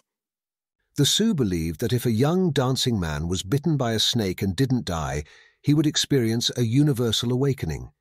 Since ancient times, dancing was felt to be an ecstatic mimesis of the mystical, and is still seen as the means by which mysteries are disclosed. Snake venom was lapped to induce trances at Delphi. Even some scientists testify to experiencing altered states from snakebite, seeing visions, and feeling enormous capabilities. Drake Stutzman, Snake, 2005. We will return to snake dances. For now, the fact that ancient Greeks used venom as an entheogen appears to be common knowledge among at least a subfield of classicists. At least it is well documented that various temples housed snakes. And though it may be a salacious rumor, Clemens, an Egyptian pagan philosopher who converted to Christianity circa 200 AD, wrote that the mysteries included snake orgies dedicated to Eve. At any rate, given the mysteries extend back to prehistory, it is prudent to look to sister civilizations for corroborating evidence that snake venom was used as an entheogen. In the 1580s, the Florentine merchant Filippo Sassetti noted that the Sanskrit words for god, serpent, and some numbers sounded like his native Italian. So began the Proto-Indo-European (PIE) hypothesis. India and Europe were part of the same cultural stock, sharing a root deep in the past. In the subsequent centuries, no prehistoric group has been the subject of more linguistic and archaeological interest. The PIE people are thought to have lived 6,000 to 9,000 years ago, somewhere around the Black Sea. Their descendants have spread over much of Eurasia, taking their language, religion, and customs with them. Today, 46% of the world's population is native in a PIE language. Having established the connection, we turn from Greece to India to triangulate venom use among the PIEs. There, the potion of enlightenment is called soma, and it too has mythic associations with snakes and milk. Snakes, often symbolizing women, perform an alchemy that women perform by turning blood into milk. In the village ritual, milk is fed to a snake. The snake then turns this into poison, which in turn is rendered harmless by soma, or by the shaman, who controls soma, drugs and snakes. Yogis, the inverse of mothers in terms of fluid hydraulics, drink poison, which they regard as soma, and thus have power over snakes. A yogi can also drink poison and turn it into seed, and he can turn his own seed into soma by activating the poisonous, coiled serpent goddess Kundalini. Karma and rebirth in classical Indian traditions. Wendy Doniger O'Flaherty, 1980, page 54. Once again, snake venom and milk are symbolically mixed up with life itself. This theme pervades Indian religion. After obtaining enlightenment, the Buddha is sheltered from a storm by the Naga king. And Naga enlightenment is not a dead religion. The venom-drinking Sadhguru has millions of followers and a penchant for resurrecting esoteric rituals involving snakes. There are many videos of him on YouTube discussing the ritual significance in perfect entheogenic language. And like Aeschylus, he combines snake venom with milk. I don't think anyone has argued for a PIE tradition of snake venom soma, even though it seems to be well documented in sacred rites in Greece and India. Or, as we'll discuss later, soma could have been the anti-venom consumed before the encounter with a snake. But my claim is not about the Proto-Indo-Europeans. It is about the world. And it is not about ego death in ancient Greece, but the evolutionary origins of ego. We have to go deeper. Eurasia and the Americas. A black and white photograph depicts the interior of a burial chamber within the Pyramid of Unas. The walls are adorned with hieroglyphic inscriptions, known as the pyramid texts. These intricate carvings cover the entire visible surface of the chamber's wall and the side of a stone pillar in the foreground, providing an example of some of the oldest religious texts from ancient Egypt. The hieroglyphs are neatly organized into vertical columns, each symbol meticulously crafted, indicative of their sacred and ceremonial importance. The chamber is otherwise bare, with a flat, unadorned bench-like structure at the back of the room. Burial chamber in the Pyramid of Unas, where the pyramid texts are inscribed. These included myths and spells that would help in the passage to the next life. For those on desktop, this is a cool 3D model of the tomb. The pyramid texts are among the earliest written religious texts in the world, dating back to Egypt's Old Kingdom, around 4,500 years ago.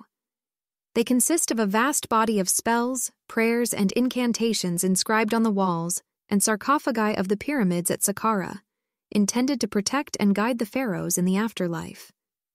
The pyramid texts offer invaluable insights into ancient Egyptian beliefs, regarding the cosmos, creation, and the gods. Like many other traditions, Egyptians held that there was only chaos in the beginning, often represented as an ocean. Earlier, I referenced an Egyptian tradition where Atum emerged from the ocean by saying his name. This passage reflects another tradition where the first being is Nehebka. I am the outflow of the primeval flood, he who emerged from the waters. I am the provider of attributes serpent with its many coils.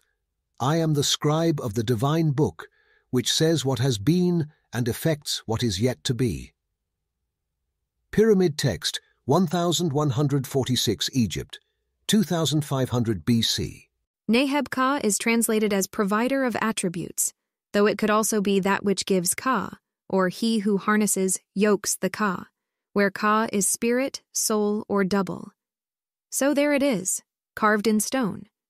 Souls were originally harnessed by a snake. By them, man was made double, or at least the Egyptians thought so.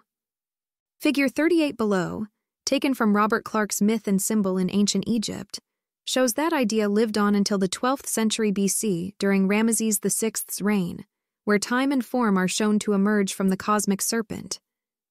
Remember, the experience of time directly results from recursion. A linear black-and-white drawing depicting an ancient Egyptian motif from the tombs of Ramses VI and IX. The drawing is divided into two horizontal registers. The upper register shows a row of human figures with a large serpent stretching across. Emerging from the serpent's body are star-like symbols and a standing figure, suggesting the birth of time and form from the cosmic serpent. The caption, Fig. 38. Time and form emerge from the cosmic serpent. Tombs of Ramses VI and IX provides context to the imagery, indicating a cosmological interpretation of the scene. In ancient Egypt, wisdom and perception were often symbolized or even bestowed by snakes. For example, Neheb-Ka gives the Eye of Ra to the pharaoh. A detailed depiction of a scene from an Egyptian hypocephalus. On the far left, Neheb-Ka, characterized by his green serpent-like appearance, is offering an Eye of Ra or Horus to Min, who is seated on a throne and wearing traditional Egyptian attire, including a white kilt and blue crown. Min holds a flail in his left hand. Next, Wadjet, depicted as a standing figure with the Eye of Ra for a head, presents a lotus blossom behind Hathor, who is represented in her cow form with a sun disk between her horns. The cow is yellow with blue spots and stars. Finally, to the right, the four sons of Horus are aligned in profile. They each have different heads, human, baboon, jackal, and falcon, indicative of their roles as protectors of the deceased's organs. The figures are adorned with vibrant costumes in blue, green, red, and yellow, and wear elaborate Egyptian headdresses. Lower scene from a hypocephalus. Neheb-Ka presents an Eye of Ra/Horus to Min. Wadjet, represented with an Eye of Ra as her head, holds a lotus blossom out behind Hathor in cow form, who faces the four sons of Horus. Strangely enough, this scene is part of the Mormon canon, as Joseph Smith purchased Egyptian artifacts and translated them. But back to the matter at hand, establishing a common root between American and Eurasian snake myths. Phylogenetic relationships between Greece and India are to be expected, given they both hail from PIE culture 6,000 to 9,000 years ago. Going deeper in time meets many methodological issues. However, snake myths are a rare exception where much larger and deeper phylogenies are accepted. How does one square the Egyptian, Hebrew, and Pi conception of life-giving snakes with that of the Chinese, for example? Below is the creator goddess Nuwa with her consort Fuxi, intertwined as serpents. An ancient Chinese painting depicts the creator goddess Nuwa and her consort Fuxi, significant figures in Chinese mythology. Both figures are portrayed with human upper bodies and faces, while their lower halves are intertwined serpentine forms, spiraling down the canvas. Chinese creator goddess Nuwa with her consort Fuxi. The couple is often depicted as a pair of entwined snakes. Unearthed in Xinjiang, this painting dates to the Tang dynasty, 618 to 907 AD. quite similar to these intertwined Naga in India, or Serapis and Isis in Egypt. In the 1880s, Miss A. W. Buckland noted the similarities of serpent worship on either side of the Bering Strait and argued that it, along with sun worship, agriculture, weaving, pottery, and metalwork, spread from Eurasia to the New World with the earliest settlers. Over 100 years later, comparative mythologist Michael Witzel echoes the claims about snakes. He argues that a creation cosmogony was developed in Eurasia from 40 to 15,000 years ago, which then spread to the New World. Drawing from traditional cultures in China, Hawaii, Mesoamerica, Egypt, Greece, England, Japan, Persian, and India, he proposes the proto-creation myth included the slaying of a great dragon, often with the help of a heavenly drink such as soma. After completing this deed, humans were given, or stole, culture. It is only after the earth has been fertilized by the dragon's blood that it can support life. His methods are comparative. Extant myths are so similar in Japan, Greece, and Mexico that they must share an ancient root. To see what he meant, let's look back to prehistoric examples with an eye toward entheogenic use. In Texas, circa 500 AD, a man ate a rattlesnake, fangs, scales, and all. We know this because archaeologists found and analyzed his poop, coprolite. This is interpreted as being part of a ritual because people usually don't eat fangs or the rattle. Further, the creation stories in this region are teeming with horned or feathered serpents, a tradition that seems to go back thousands of years based on cave art. For example, see the Serpent Cave in Baja California, dated 7.5 thousand years ago. It features an 8-meter-long mural. An image features a rock art illustration with a continuous line forming a frieze of abstract figures painted in a reddish-brown hue.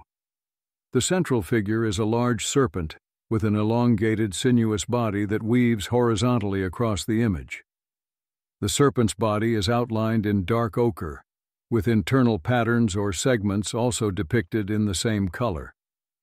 Its head is adorned with a complex array of antler-like protrusions. Scattered along the length of the serpent are numerous smaller figures, representing humans and animals. It's pure speculation on my part, but notice that the human figures are either ochre or black before being eaten, but after being swallowed they are dual, featuring both colors. All the animals are just ochre. A face of Nehebka, binding souls to bodies. The Bradshaw Foundation adds, the motifs shown on the site's rock art are associated with concepts that refer to creation myths, death and the cyclical renewal of life and the seasons. The central figure of the horned serpent is present throughout the American continent and prevails in the worldview of several native cultures. Aspects survived 7,000 years to Aztec times. An image showing Quetzalcoatl, the Aztec deity known as the feathered serpent. Quetzalcoatl is depicted in a serpent form with vibrant green feathers and intricate designs along its body in red and yellow. It is depicted consuming a small, stylized human figure. Quetzalcoatl, the creator in feathered serpent form, as depicted in the Codex Telleriano-Ramensis. The snake-eating ritual in Texas is an interesting inversion of the theme of the creator snake eating you. Or, consider rock art found in what is now Utah and Colorado. This snake shaman on the Colorado Plateau is dated 5,000 to 9,000 years ago. An image of ancient rock art depicting a figure that may be interpreted as a shaman. The figure is centrally placed and is painted in a reddish-brown hue against a cream-colored rock surface. To the right of the figure, there is an undulating line resembling a snake. Okay, one more. The image displays an ancient petroglyph carved into a rock surface. On the right side, there's a representation of a two-headed serpent. Below the serpent is a complex, square-shaped labyrinth design. Psychedelic, right? The last image is particularly interesting. What better way to represent a venom-induced trip than a spiraling two-headed serpent entering a maze? The same symbols are common in Eurasia, where the labyrinth has long been used as a metaphor for inner discovery. Here, for example, adopted by a New Age artist. An image depicts a labyrinth design that forms the silhouette of a woman at its entrance, symbolizing the great goddess. The labyrinth has multiple concentric circles leading to a center point. Bordering the labyrinth are two serpents. The caption on Pinterest reads, "The serpent is a symbol of the great goddess and represents transformation and healing, the energy of wholeness and the feminine fire of spiritual awakening." The design is from a Greek coin. In Egypt, Nehebkau, provider of doubles, is sometimes depicted with two heads. Once again from Clark, A black and white illustration of a stylized two-headed serpent, referred to as the cosmic serpent provider of attributes, according to the caption below the figure. I'm not necessarily suggesting a phylogenetic relation between mazes or two-headed snakes in the New and Old World. Employing venom as an entheogen could cause these metaphors to be naturally reinvented. I contend the hallucinogenic practice that produced them spread with the original snake cult. It's also worth noting that such a practice could evolve as less dangerous entheogens were found, particularly in the Americas, and the snake connection would only live on in legend. Peyote was used in rituals as early as 6,000 years ago, for example. The paper that analyzed Texas coprolite was published in 2019 and claimed to be the first to discuss archaeological evidence of the ritual digestion of a venomous snake. The next year, a paper published in Nature analyzed a collection of snake bones found in an Israeli cave, deposited 15 to 12,000 years ago. They do not discuss ritual, but do observe that the venomous snakes were more likely to be digested than the non-venomous ones. These Near Eastern snake eaters are Natufians who genetically cluster with the much later Egyptians. They are a culturally important group that presaged the coming agricultural revolution with their own revolutions. The broad-spectrum revolution, exploiting a wider range of food sources, including smaller animals such as fish, snakes, and rabbits, is hypothesized to have allowed the Natufians to adopt a sedentary lifestyle. Staying put, in turn, led to agriculture. Archaeologist Jacques Cauvin argues that the beginnings of agriculture were not so mundane. They marked a change in human consciousness. The Natufians and others in the Near East experienced a revolution of symbols, a conceptual shift that allowed humans to imagine gods, supernatural beings resembling humans, that existed in a universe beyond the physical world. It's worth emphasizing that for Cauvin, this is a cultural, not neurological change. His ideas have been given new life by the excavation of Göbekli Tepe, the world's oldest temple. Klaus Schmidt oversaw the excavation for 2 decades and said that Cauvin's central point was proven right. Religion preceded agriculture. The Itosi reading is that recursion was becoming more natural, and along with it duality and thinking about the future. Agriculture was the result, in part due to the snake cult. It's difficult to show the entheogenic use of venom 11,000 years ago. However, a full 28.4% of the carved animals at Göbekli Tepe are snakes, double the second most commonly depicted animal, the fox, at 14.8%. And this counts groups of animals as just one occurrence.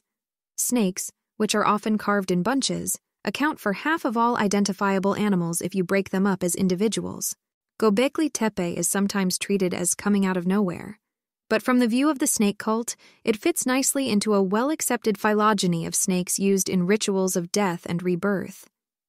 Snake figurines are a dominant theme in many archaeological sites near Göbekli Tepe, including Kortik Tepe, which precedes it by 1,000 years. Further north, in a burial in Siberia, a boy was buried 24,000 years ago at the height of the Ice Age. In his burial, we find mammoth ivory carved with snakes that look like cobras. Cobras, or any snakes, did not live in such a frigid climate. These were likely foreign gods that had traveled with these people. Clearly, they had staying symbolic power. Similarly, this culture carved many Venus statues, which were common in Europe at the same time.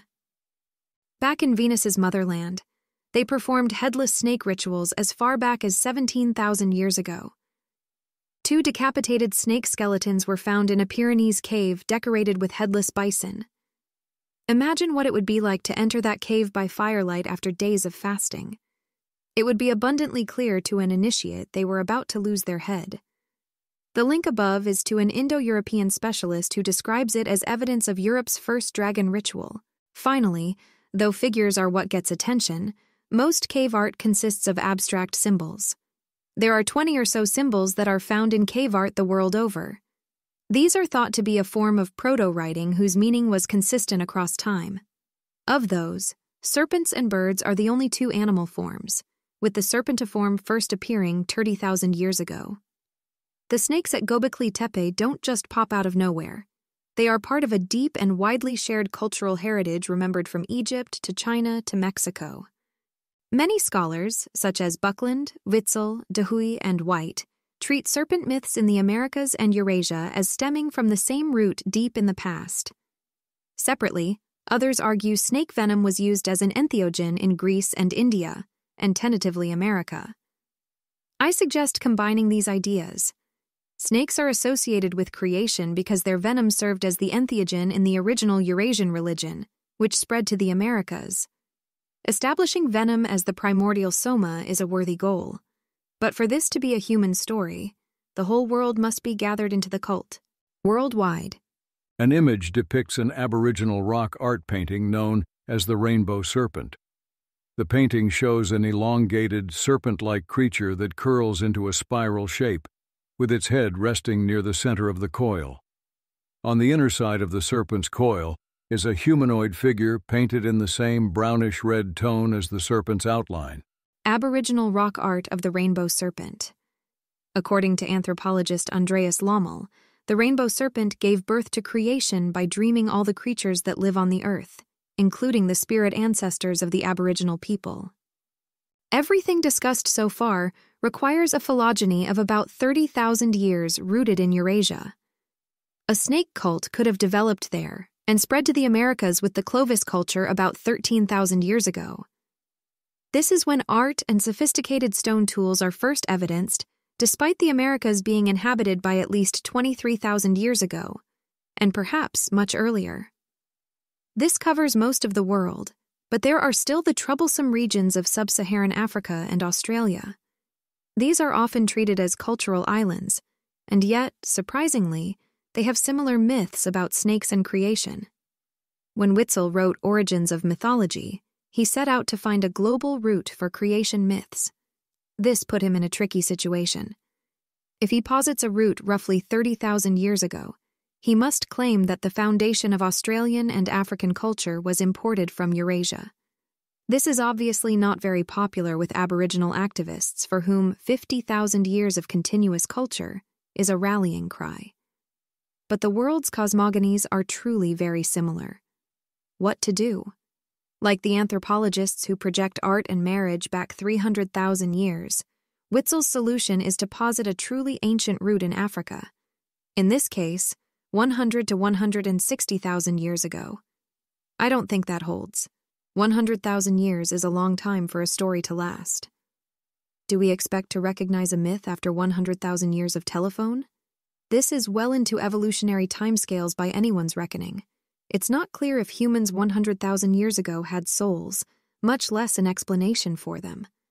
Further, it's not hard to believe that Australians and Africans, like other humans, have engaged in cultural exchange in the last 30,000 years. Culture can spread. It does now. We have to remember that at some point in the past, some tribes had creation stories, pronouns, and rituals, and other tribes did not.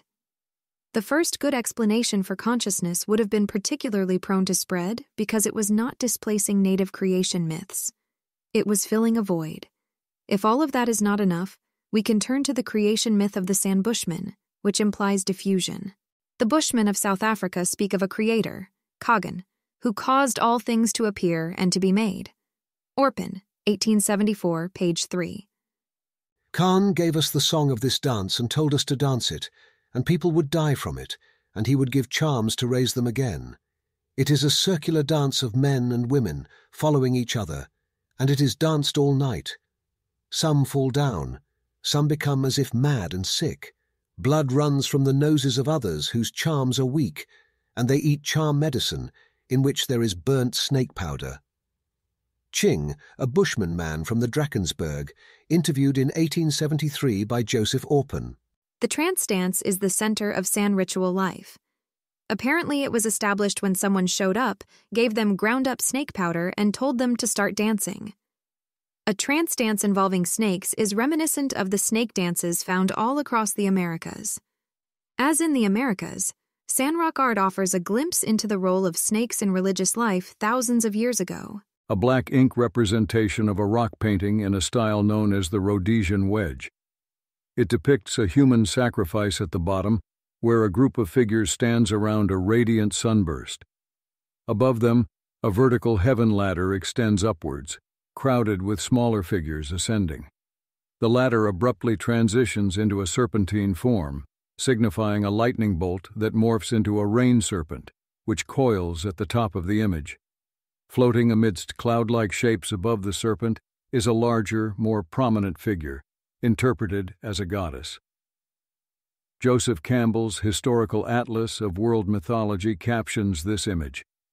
Rock painting in the classic Rhodesian wedge style, showing a scene of human sacrifice, below, with a goddess among clouds, above. Spiritual messengers gather and ascend a heaven ladder which breaks in a lightning flash that has become transformed into a rain serpent. Marindell's District, South Rhodesia.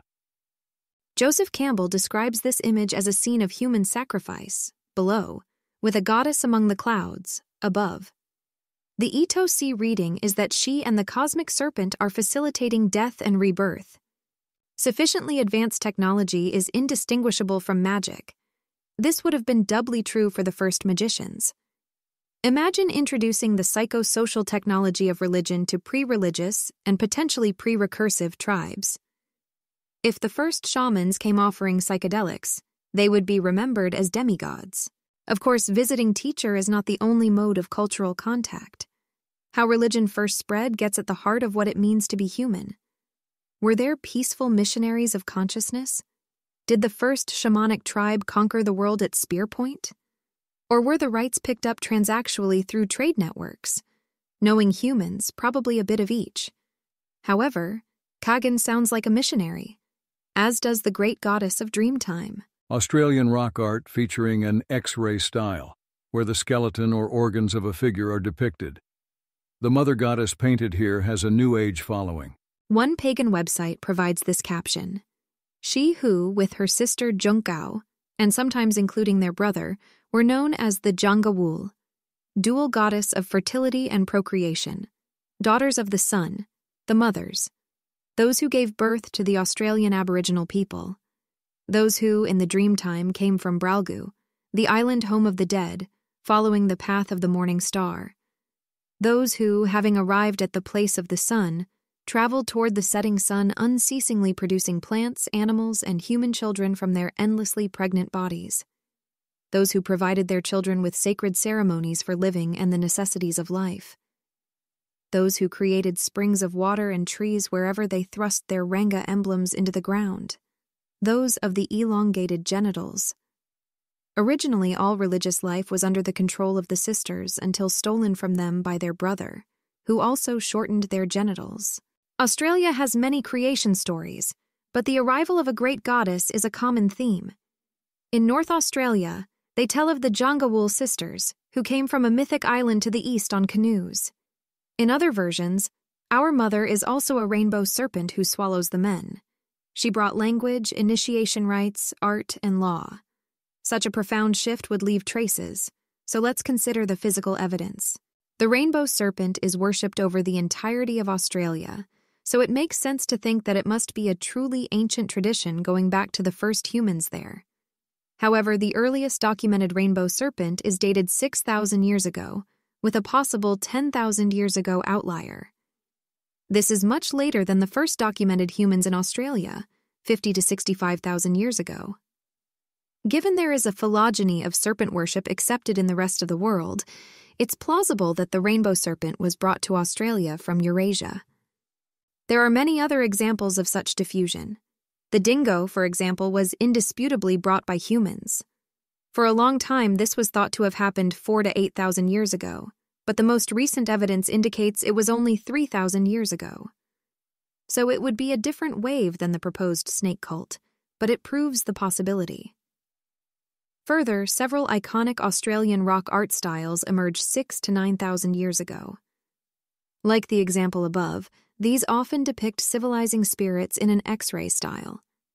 Even Witzel, who argues that Australian religion is 160,000 years old and was brought with the first humans on the continent 65,000 years ago, concedes that the X-ray style is an import in the Holocene. To these examples, Joseph Campbell adds spear throwers, boomerangs and shields, fine pressure flaking, unifacial and bifacial points, microliths and blades. He notes, there can be no doubt that this whole new industry had arrived from elsewhere, probably from India. Based on this, Campbell says that Australian religion was derived from Eurasian. Finally, there is a debated genetic inflow from India around 4,000 years ago. Ostensibly, there was also genetic and cultural exchange with Papua New Guinea when it was one landmass with Australia 8,000 years ago. Australian Aboriginals universally recognize the rainbow serpent. If that were the case 20,000 years ago, it is strange that the tradition does not currently extend to Papua New Guinea. So it is plausible that the rainbow serpent has only been in Australia in the last 10,000 years and is part of the Eurasian tradition of snake cults. In fact, that is what Occam's razor indicates. Many other cultural items made it to Australia in the last 10,000 years. Why not rainbow serpents? Recall that Moore and Brum argued against the concept of behavioral modernity by pointing out that it is only found in Australia starting 7,000 years ago. There are other explanations. Both De Huy and Witzel contend that Australian myths are similar to the rest of the world because of a shared root 100,000+ years ago. But, as I point out in Contra De Huy, this leaves 90,000 years with no evidence of the Australian lineage worshipping snakes, and 60,000 years with no sign of shamanism anywhere in the world, much less snake shamanism. The thing that most boggles my mind is this explanation requires one to believe information can be preserved in myth for 100,000 years, but that there is no cultural memory of the introduction of X-ray-style art, dingoes, and more sophisticated stone tools in the last 10,000 years. Even when the Dreamtime narrative states that art, religion, and technology were brought to Australians by people who showed up on canoes from an island to the east of North Australia, Papua New Guinea is right there, accessible by canoe. Looking beyond Australia, art, calendars, and religion are only 40,000 years old. If stories can last 100,000 years, then surely we would have some about the Venus statues, a prized religious object produced for tens of thousands of years. My theory is we do with Eve, Demeter, and the Jangawul sisters. Other than political sensibilities, what reason is there to push snake worship back 100,000 years? To claim such a long and exact game of telephone, the onus is on those paleodiffusionists to show a shred of evidence for snake worship 60,000 years before the first art. I hope to have demonstrated that serpent worship worldwide is plausibly a connected tradition that goes back at least 30,000 years. Compared to other researchers, this is a conservative claim. I also hold that snakes had such symbolic staying power because of venom's utility as an entheogen. If that is true, one would expect antivenoms to be part of the tradition as well. Antivenoms. An image depicts a traditional Hindu representation of Lord Vishnu, a principal deity from Hindu mythology, reclining on the coils of the serpent Shesha. Vishnu is depicted with 4 arms and is adorned with elaborate jewelry and a crown, lying on his right side atop the undulating serpent, whose many heads form a protective canopy over him. The serpent floats on the churning cosmic ocean, which is indicated by wavy lines. In the background, there's a calm horizon where the sky meets the sea. From Vishnu's navel emerges a lotus flower, which is traditionally shown as the birthplace of Lord Brahma, though Brahma is not depicted in this particular image. The whole scene symbolizes the cosmic dream of Vishnu, where the universe is envisioned and sustained. The detailed artwork is vivid in color, with gold, blue, and white hues dominating the composition. Vishnu the Preserver glides across the cosmic ocean, resting on a bed of nagas. In this state, Vishnu dreams the universe into reality. It is from his navel that a lotus sprouts, giving birth to Brahma, the creator, who makes the world. In the case study cited earlier, an Indian man went to a local snake charmer to get his venom fix. This was applied directly, fang to tongue. My guess is our ancestors took some precautions and gorged themselves on anti-venoms in preparation for battling the serpent. This could be preserved in mythology as well. In fact, one of the first things I noticed in my research was how often mythological snakes appear next to potential anti-venoms. In the PIE canon, for example, taking a draft before fighting a serpent is a common theme. Indra drinks soma to prepare for battle against the serpent Vritra, who occupies the same role as Jormungandr of Norse myth, Typhon of Greek myth, and Velas of Slavic myth. In the best-known story in the world, a snake tempts Eve to eat an apple, which is a rich source of rutin, a functional antivenom. Granted, the Bible itself does not mention apples. However, the Greeks do on several occasions.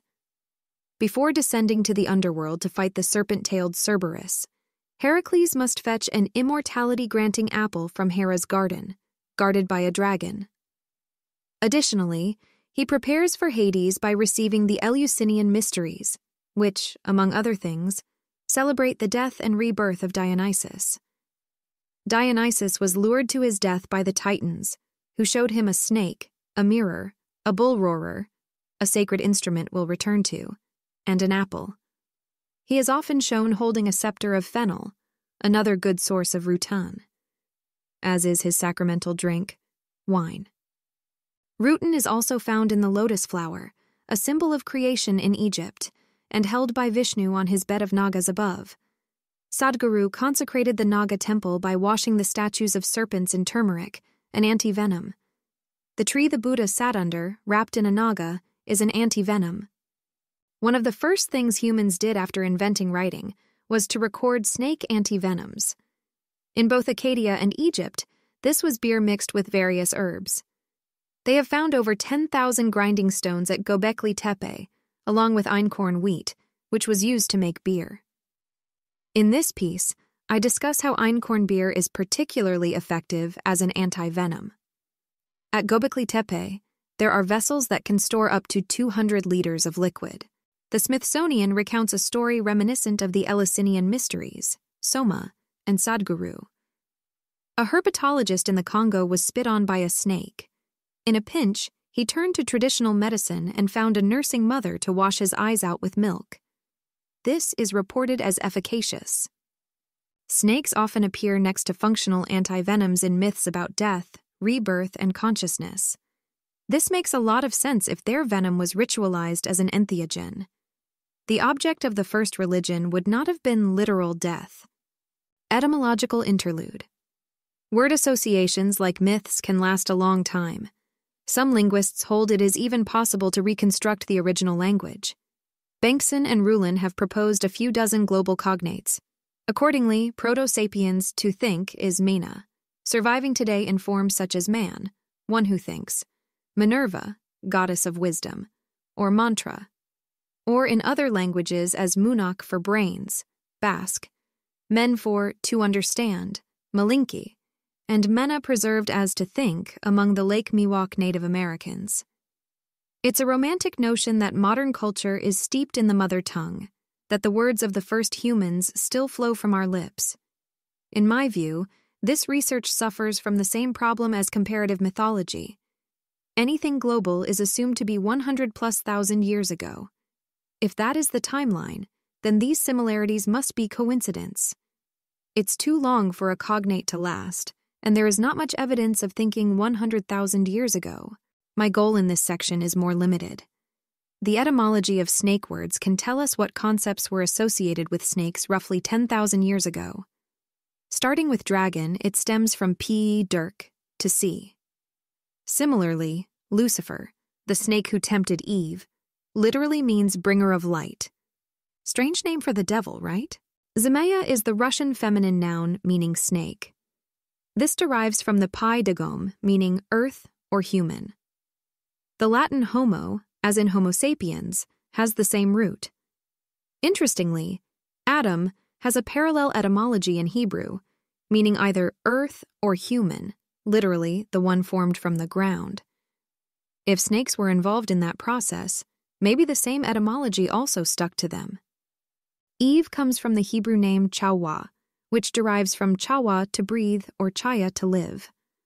Unsurprisingly, there are also connections to serpent, which is Hyvi in Aramaic.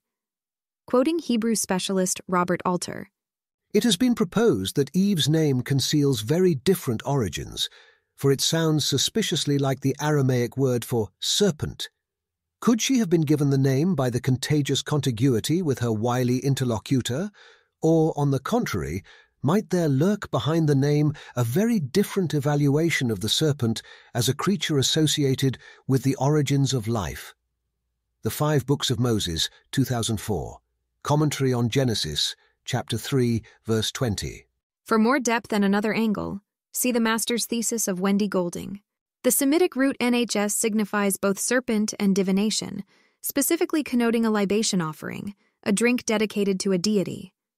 Recall that, in his Libation Bearers, Aeschylus records that the Dracaena produced and administered a mixture of blood and milk after being bitten in the breast by a snake dragon. The classicist Hillman argues this portrayal is what resulted in Aeschylus's trial for profaning the mysteries. In both the Greek and Hebrew traditions, snakes are associated with libations. This suggests their venom was a holy drink in the ancient past.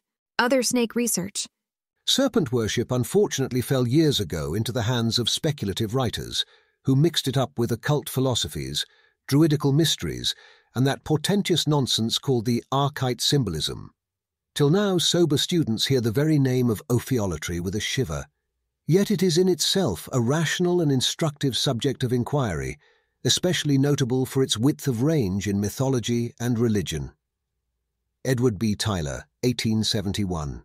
From the founding days of anthropology, it was understood that snakes were used in mythology around the world to represent duality, subjectivity, and the creation of humans.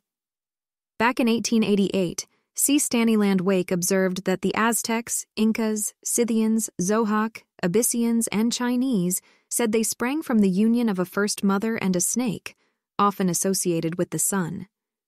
A century later, anthropologists were still beating the same drum, though with updated verbiage. The Serpent's Children.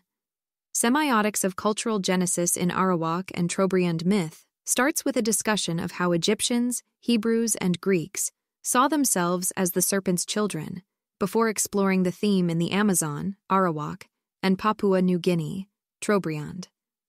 Many have sought to explain the phenomenon. By sales, the most successful is the anthropologist Jeremy Narby. He was living with a tribe in the Amazon, studying shamanism. The host shaman said they got the recipe for ayahuasca from the Great Serpent. During an ayahuasca trip, Narby met the cosmic serpent. He then read creation myths around the world and concluded the snake serpent was real and had granted molecular knowledge of plants to the shaman. It's not a coincidence that DNA looks like a double helix snake, he argued, which inspired the cover of his book. An image of a book cover. The background color is a warm sepia tone that resembles aged paper. Centered vertically on the cover is an image of a serpent and a double helix structure, suggesting the form of DNA. At the top is the title, The Cosmic Serpent. Underneath, in a smaller and more subdued font, is DNA and the Origins of Knowledge. The author's name, Jeremy Narby, is at the bottom. Why do snakes appear so often in psychedelic trips, in dreams, in creation myths? Why do they look like big strands of DNA? This has a 4.7 rating on Amazon, with 2,200 reviews.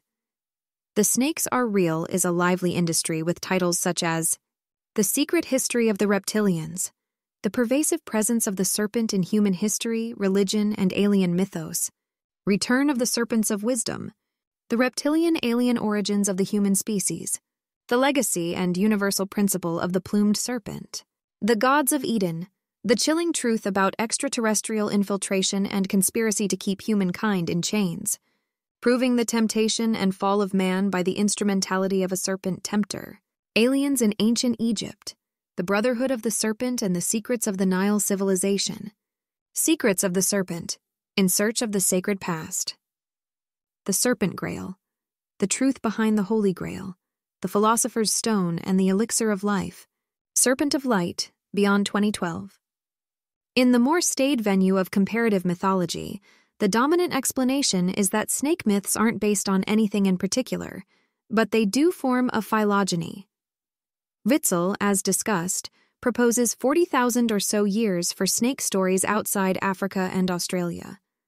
For a global root of cosmogonies, he proposes 100 to 160,000 years ago, and cites snake shamanism among the San in Africa and Aboriginals in Australia as evidence the root precedes the out-of-Africa migration.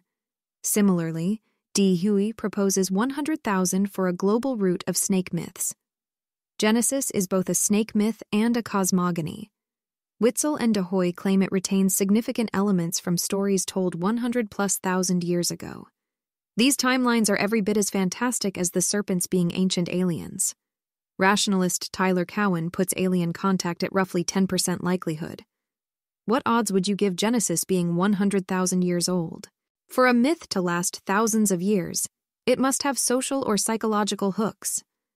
The most common armchair explanation is that snakes are a metaphor for life and rebirth because they shed their skin. This is often followed by the argument that they are associated with the underworld because they slither on their bellies close to the ground. I'd wager this is the sort of metaphor that flies in English class, but not a skull cult, such as Göbekli Tepe, the first snake temple. Further, entheogenic use obviates this explanation. Psilocybin mushrooms are also close to the ground but are thematically related to the spirit world because 5 grams can send you to another dimension. Snakes have been a favorite of Jungian psychologists, who do not necessarily look for a reason a psychological hook exists. To them, the mythic record is enough evidence that the human psyche has a module that connects snakes to consciousness. Biologists are less prone to accept this and have proposed several versions of the snake detection hypothesis. This holds that snakes were our main predators for thousands of years, and so occupy an outsized place in our subconscious. In the same way you see faces in clouds, you see snakes in stories, and therefore tend to repeat dragon tales. This can explain why there are a lot of snake myths, but it doesn't address their role. Serpents don't primarily dole out death. The one in the garden killed Eve, but only like your mother, who sentenced you to death the day you were born. Snakes are about creation. Destruction is ancillary. Further, why are snakes more common in more primitive religions? Christ on the cross symbolizes a serpent, but you could go your whole life as a Christian without knowing this. If snake symbolism is hardwired into our brains, why is it used so infrequently by modern religions? And why aren't horror films dominated by snakes? Predation can't explain the consistent symbolic function of snakes. There is also some work that comes close to my own. Hillman has published multiple papers arguing the Greeks used snake venom as an entheogen, but he has not expanded that vision to the rest of the world, or even PI, as far as I'm aware. Sadhguru also describes snake venom as an entheogen, but his explanation for their prevalence is closest to Jeremy Narby's. He says serpents understand the mysteries of the universe. Nagas exist as spirits and are contacted independently by each culture's shamans. Linguist Daniele Koshice blogs that a battle with a snake could have produced the Proto-Indo-European I am. Perhaps the closest is the work of anthropologist Chris Knight, who says the global phylogeny of snake myths is a memory of when women first created culture. He notes that this would have been the beginning of subjectivity. However, as a dedicated Marxist, this was not interesting enough in and of itself. Instead, the book he writes aims to show that culture was invented by women banding together to deny men sex, proving a communist revolution is viable. I'm not making that up. I don't know of any other subject people from so many ideological stripes agree on. For centuries, poets, conspiracy theorists, Druidic revivalists, Aryan enthusiasts, Christian apologists, Marxists, and anthropologists of all stripes have said the cultural significance of snake symbolism has to do with consciousness. For millennia, religionists of all sorts, Jews, animists, polytheists, and cannibals, have said the same. Serpents are part of the symbolic air we breathe, so it is difficult to think of their original significance in chemical terms. To get out of that rut, it's helpful to imagine a world where the snake in the garden was more obviously an entheogen. A brief detour to the alternate universe explored by psychonaut Terence McKenna. Imagine if, everywhere in the world, mushrooms were said to be the progenitors of the human condition. Quetzalcoatl, the feathered fungus, put a soul in the first couple. Indra obtained the nectar of immortality by churning the ocean of milk with a staff of shiitake. Mother Mycelia offered Eve self-knowledge. The most sacred rituals in Australia were established by the cosmic truffle, whose spores became the Pleiades. The first Greek poets ran afoul of an ancient mystery cult by revealing psilocybin as their entheogen of choice. The pyramid texts depict space and time emanating from the eternal cap, the binder of souls. The etymological root of fungus is human, life, or sacrament in half a dozen languages. On every continent, rock art contained variations of ancient rock art on an orange-brown stone surface, depicting several human figures with elongated bodies and adorned with dots. They are standing in various poses, some with arms raised, beside a large mushroom-like shape. The figures are outlined and filled in with dark pigment against the weathered rock, conveying a sense of historical storytelling. This piece was recovered with the help of Midjourney version 6.0 from a cave 11,000 years ago in Brazil. Treasure it because flouting the laws of physics is dangerous stuff. Many men died to capture this image deep in the Caucasus 30,000 years ago.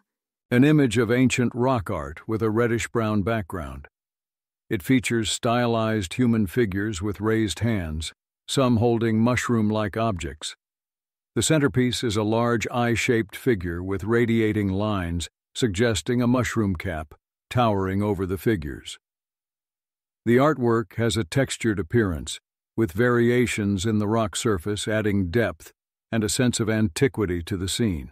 One last one from the Andaman Islands 6,000 years ago.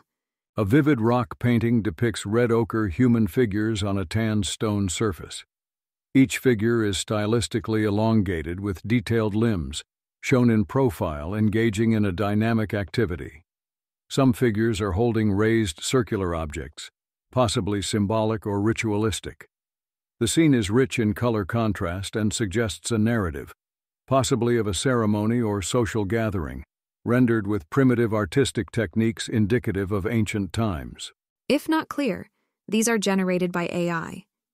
In that imagined timeline, it wouldn't be out of left field to say psychedelic mushrooms were used in shamanism version 1.0. The claim I'd like to meme into the cultural fabric is we live in that world, but the hallucinogen was snakes.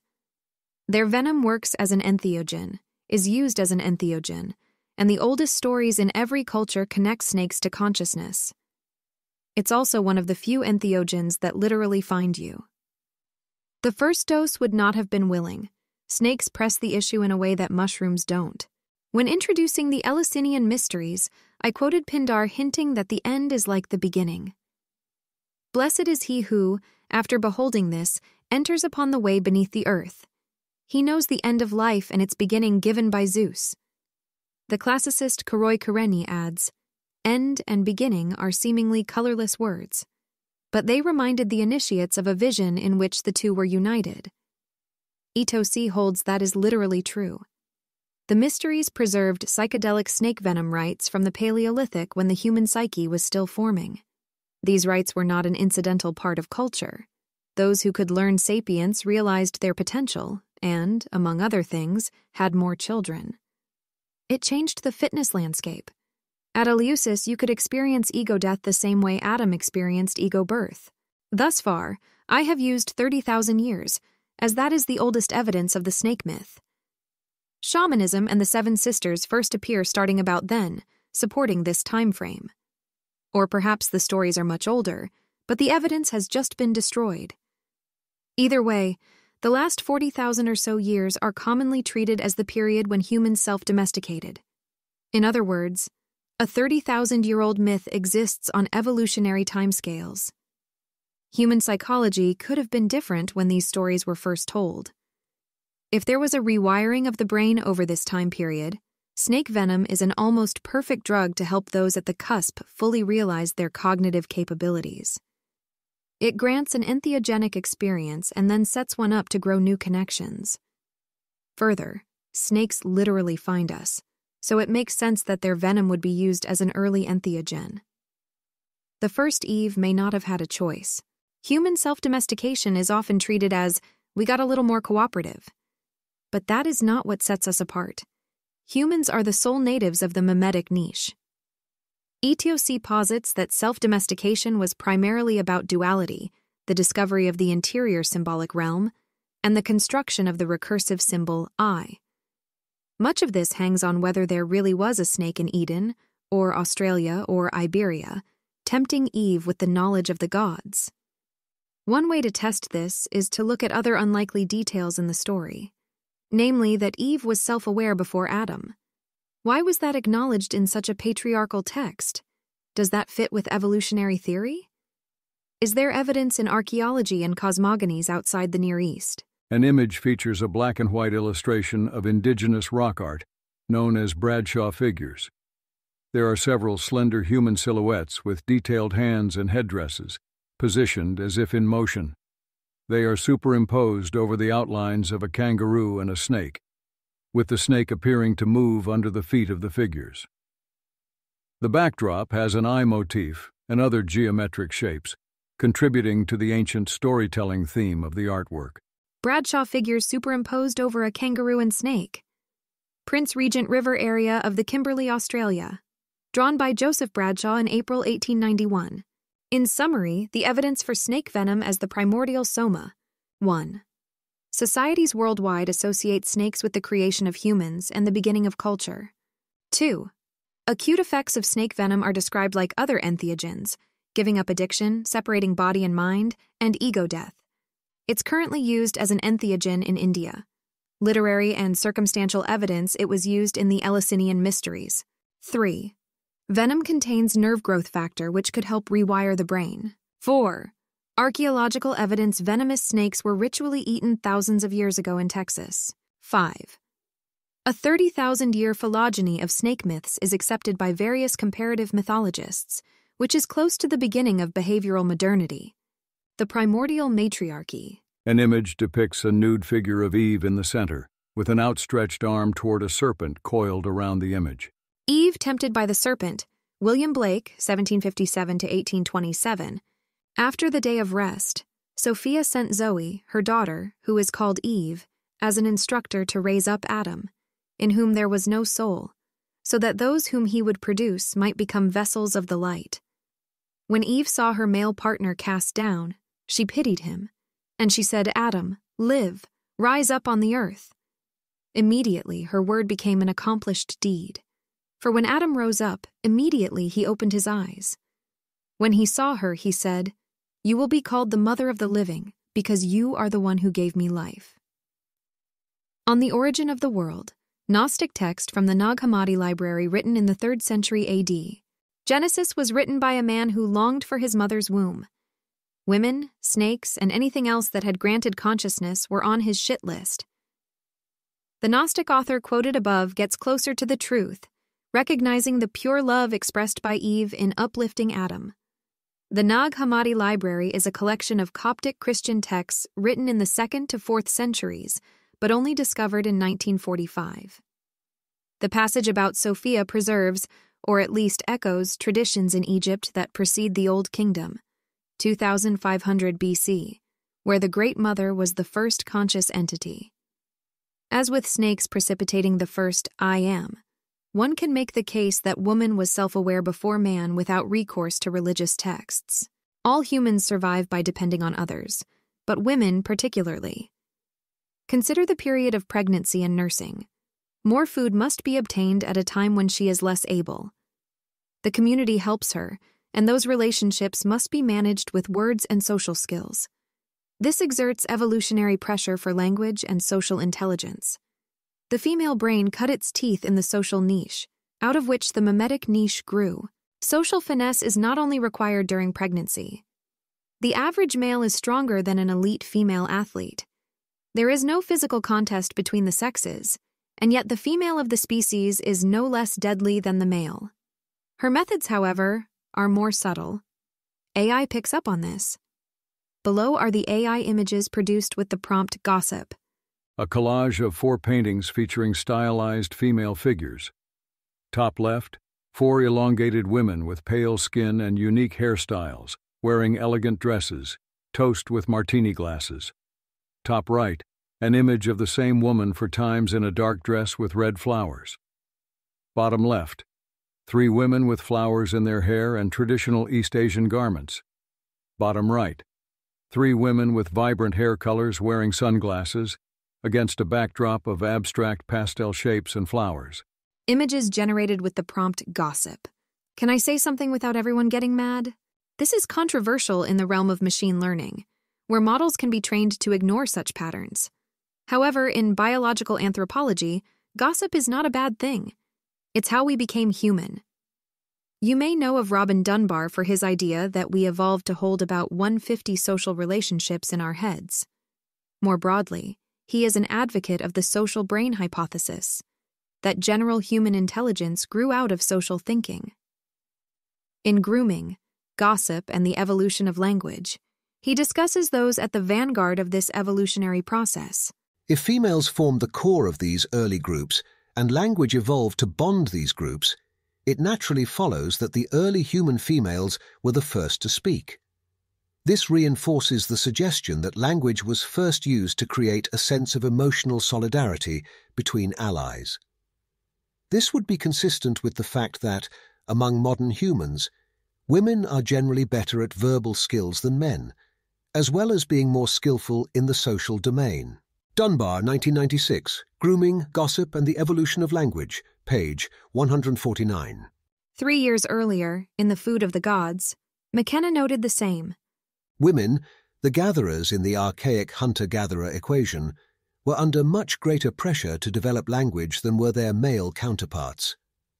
Language may well have arisen as a mysterious power possessed largely by women who spent much more of their waking time together, and usually talking, than did men, women who in all societies are seen as group-minded, in contrast to the lone male image, which is the romanticized version of the alpha male of the primate troop. In a recent article for Quillette, evolutionary psychologist David C. Geary explains the neural basis of these differences. Disproportionately, controlling for brain size, larger brain areas in women than men support language, social cognition, sometimes called emotional intelligence, emotional processing and reactivity, and contextual and spatial memory, among others. The language system is integrated with brain areas that support the processing of social information. These include several areas that support the recognition of faces and the processing of emotions conveyed through facial expressions and body language, as well as sensitivity to the direction of gazes and the location of sounds, such as utterances. Many of these areas are also integrated with the default mode network that provides a self-centered predictive model of the world.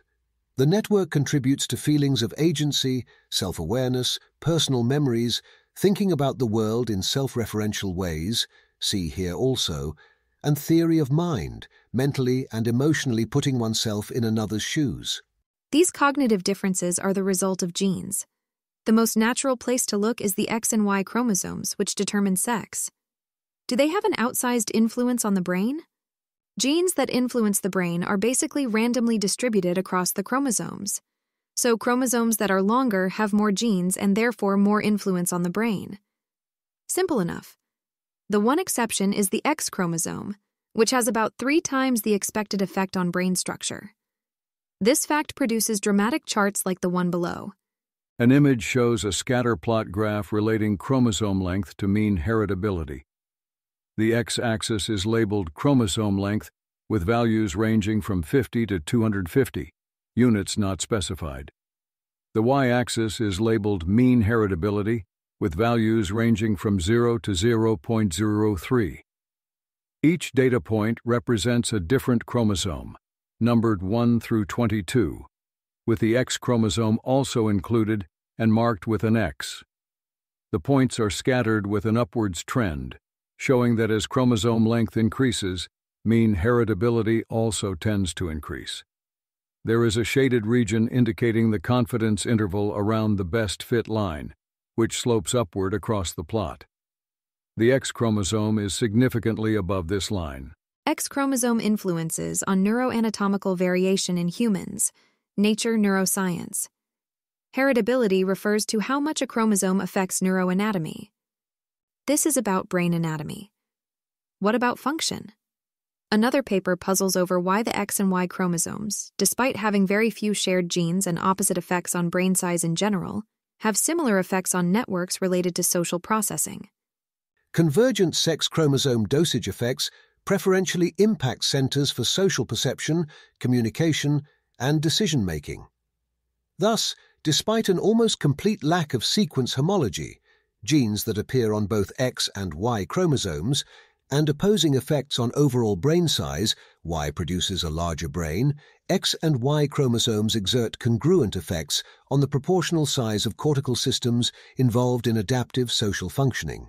They also note, X and Y chromosome effects are significantly enriched among imaging studies concerned with socio-communicative and socio-emotional processing. Sex chromosomes influence the exact areas necessary to realize I am, possibly producing sex differences in that ability when it emerged.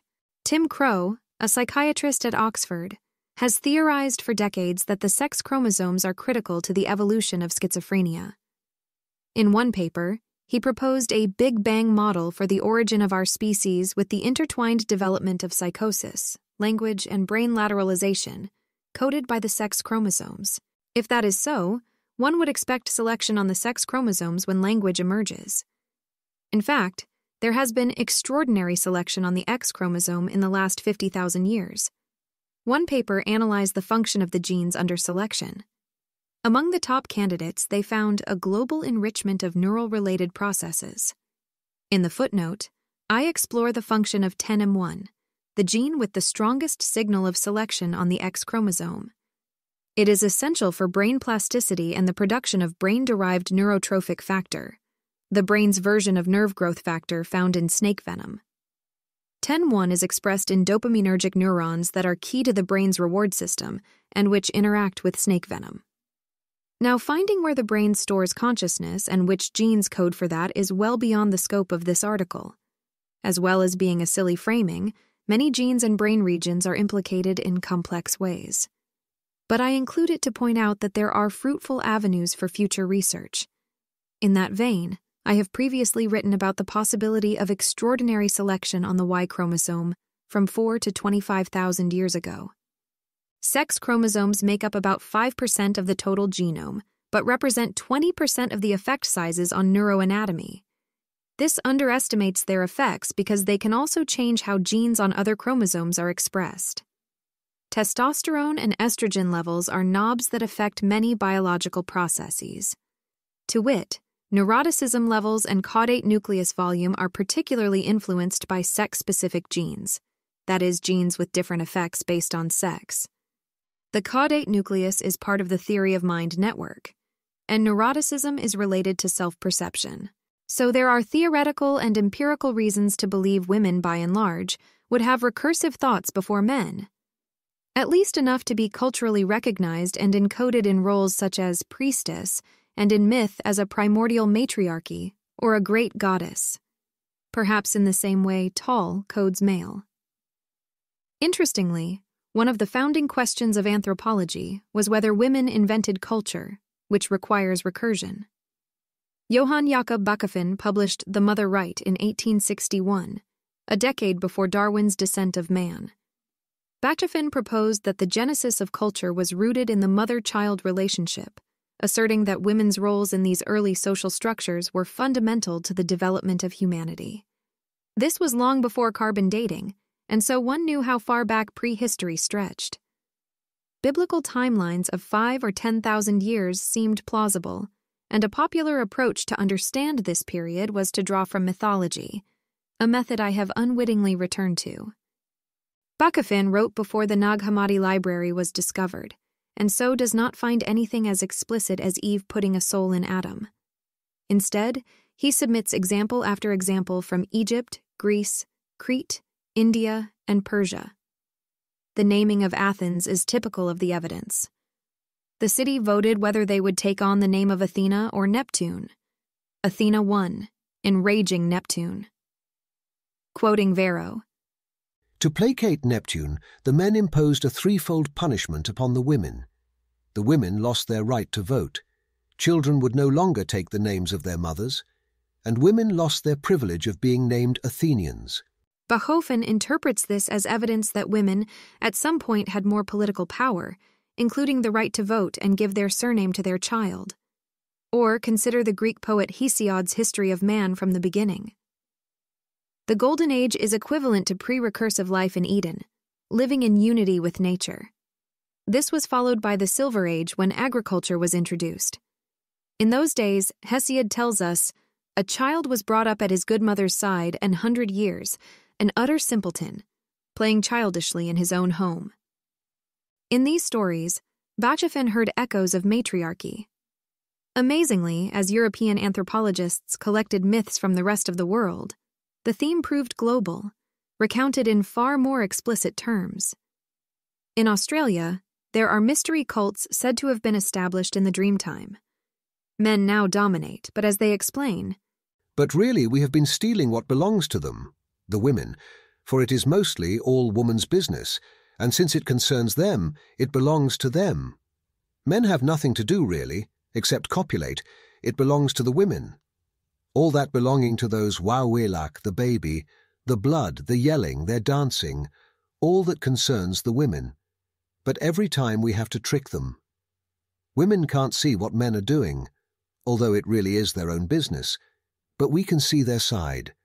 This is because all the dreaming business came out of women, everything. In the beginning we had nothing, because men had been doing nothing. We took these things from women.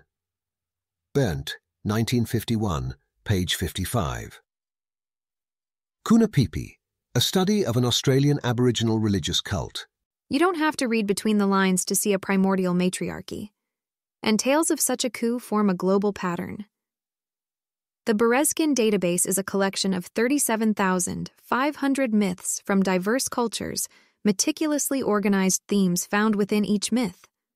Theme F38 is found in 85 cultures spanning South America, Oceania, Australia, Asia, and Africa.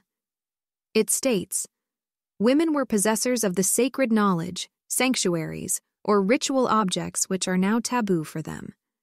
Berezkin uses this and related themes to correlate different cultural supergroups with genetic structure in the New World. Quoting from the paper, Another group includes a number of motifs centered around F38. Women lose their high position. In the beginning of times or during a certain period in the past, women's social and/or ritual position was higher than that of the men.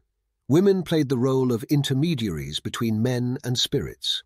This cluster of motifs also includes first ancestor men kill women who behave against social norms, F41.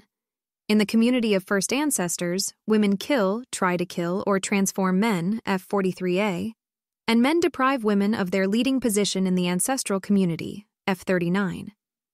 Delving into some examples, the Xingu of the Amazon tell of a time when women reigned. At the beginning of the current age, the men banded together, deposed and raped them, and stole their secrets. The same is true to the south, in Tierra del Fuego, where only the young girls survived, to be taken as wives.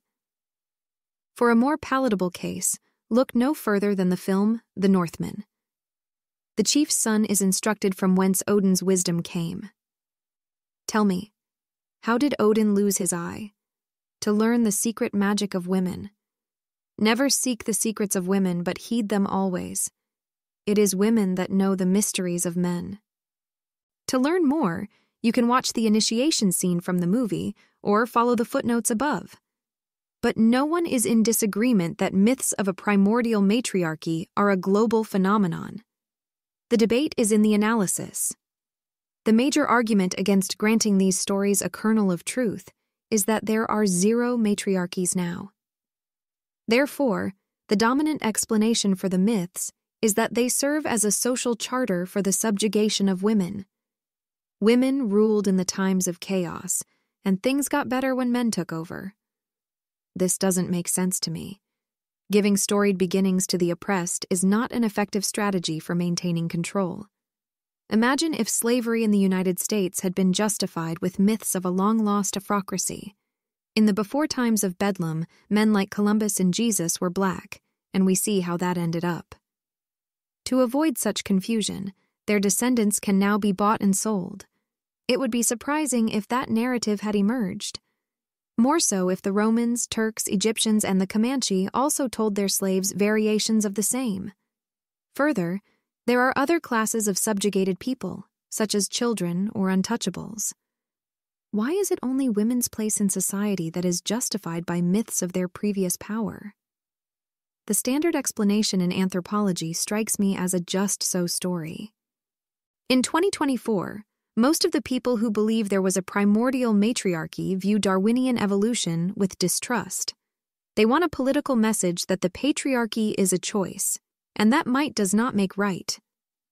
However, once you accept that myths can last over evolutionary timescales, our matriarchal beginning becomes plausible, expected even. Women were likely the vanguard of consciousness. If they tended to achieve behavioral modernity before men did, then they would have had more political and religious power than men. This doesn't have to be a strict matriarchy. Men were killing mammoths, so they were quite capable in their own sphere.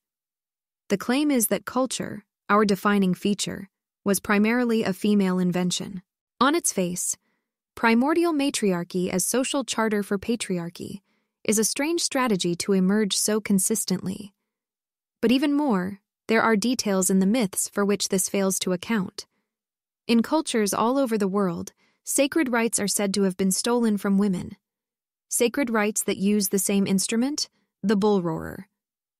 Bull roarer, totem of the diffusionists. An image of an elongated, flat wooden bull roarer with a pointed tip at one end and a small hole at the other. Its surface is covered with incised parallel lines and aboriginal symbols carved into its reddish-brown surface, indicating cultural significance and use in traditional ceremonies. The bull roarer was attached to a string and spun around to produce a whirring noise often said to be the voice of God. This one is made of mammoth ivory from the Magdalenian period in Europe.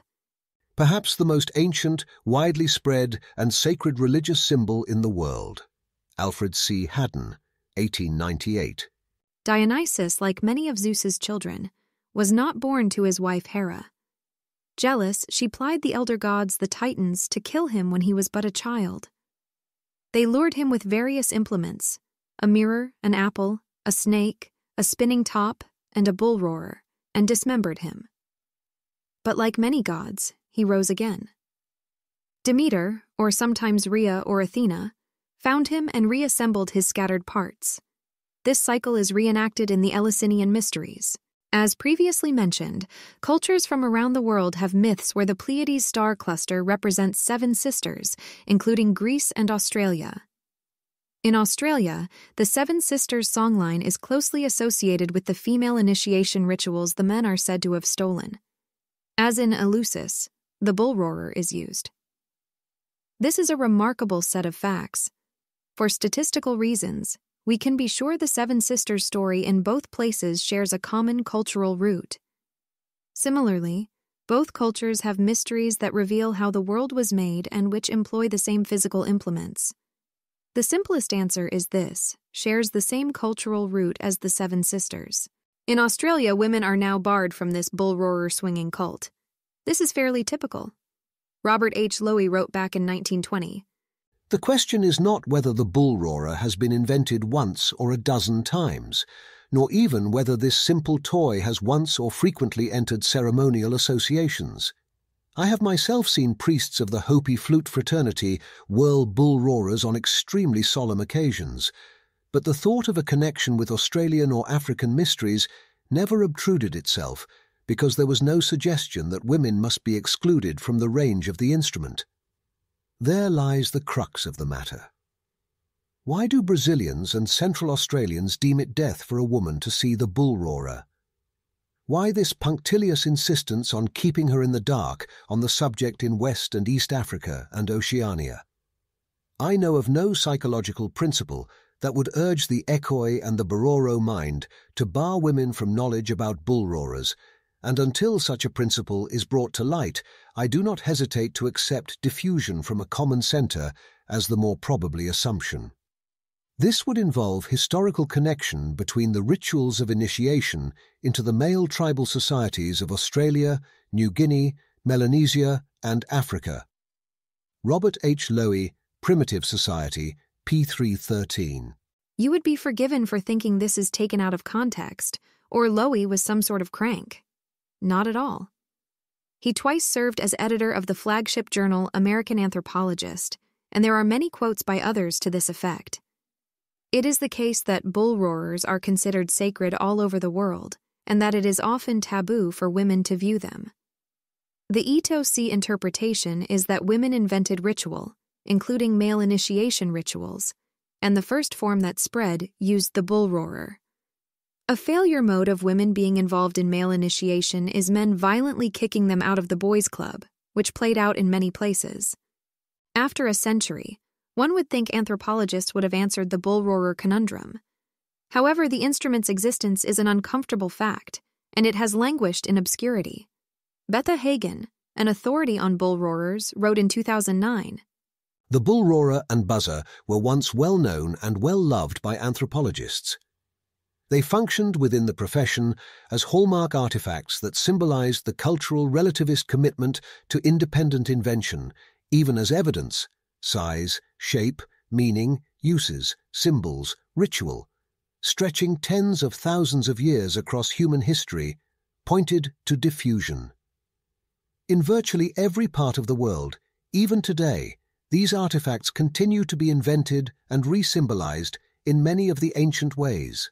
Note that Hagen is not a diffusionist, hence proposing their reinvention. Still, she points out that the most natural explanation is diffusion, which has not been seriously pursued due to ideological commitments. Consider another non-diffusionist, Thomas Gregor, who spoke along the same lines in 1973. Interest has long since waned in diffusionist anthropology, but recent evidence is very much in accord with its predictions. Today we know that the bull roarer is a very ancient object, specimens from France, 13,000 BC, and the Ukraine, 17,000 BC, dating back well into the Paleolithic period. Moreover, some archaeologists, notably Gordon Willey, 1971, now admit the bull roarer to the kit bag of artifacts brought by the very earliest migrants to the Americas. Nevertheless, modern anthropology has all but ignored the broad historical implication of the wide distribution and ancient lineage of the bull roarer. Anxious pleasures, the sexual lives of an Amazonian people. I think that the bull roarer was part of the original religion that women invented to help initiates have the epiphany, I am. Consider a strange tale found in both Greece and Egypt. Demeter, sometimes identified with the great mother of the gods, arrived at Eleusis disguised as an old woman. The king and queen took her in, and she became their son Demophon's nurse. To reward their hospitality, she planned to bestow immortality upon him. This involved placing him in a fire each night and suckling him on ambrosia. One night, his mother walked in to find him thus ablaze and stopped the ritual. Demeter then revealed herself as a god and left the Eleusinian mysteries as a parting gift. Remember, the mysteries were administered by dragonesses, who are concerned with burning off of human mortality. Demophon's elder brother, Triptolemus, also learned the mysteries and the art of agriculture. Demeter gave him a serpent-drawn chariot to spread these to the rest of the world.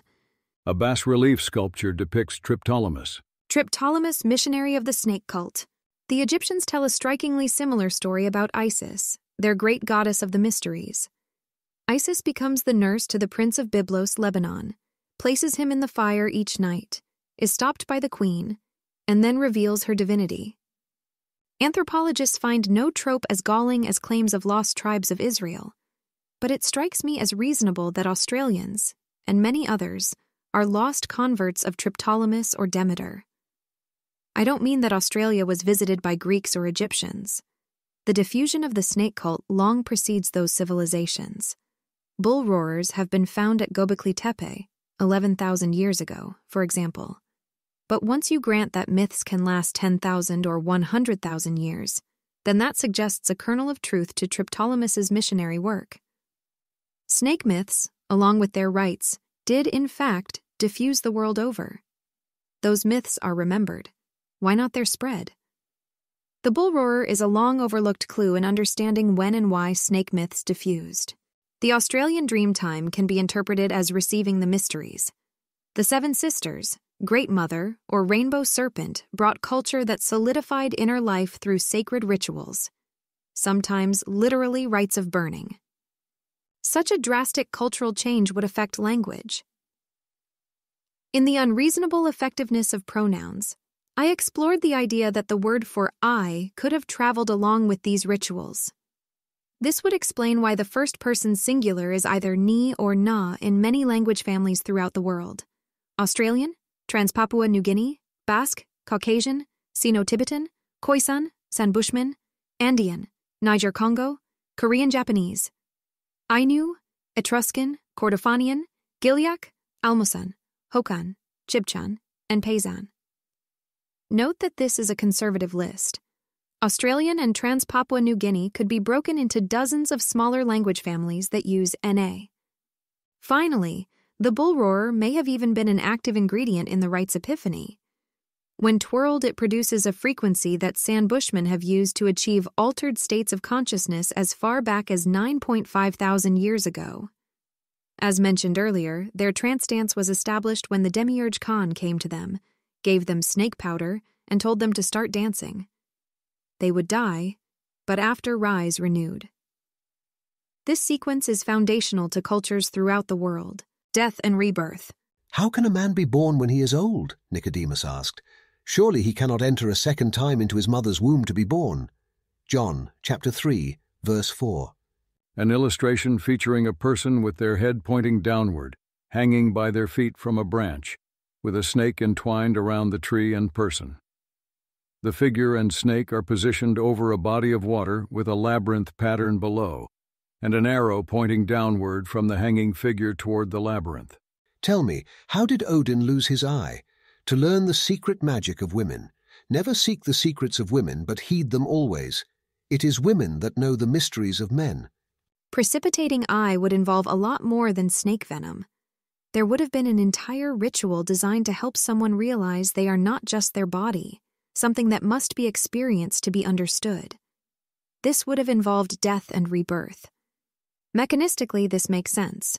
The body produces DMT when you die, or come near, and stressful situations cause a lesson to stick. But also, if the foundations of culture did spread, the mythological record indicates it included ritual death and rebirth. Mircea Eliade is one of the fathers of modern comparative religion. Near the end of his life, he wrote about initiations.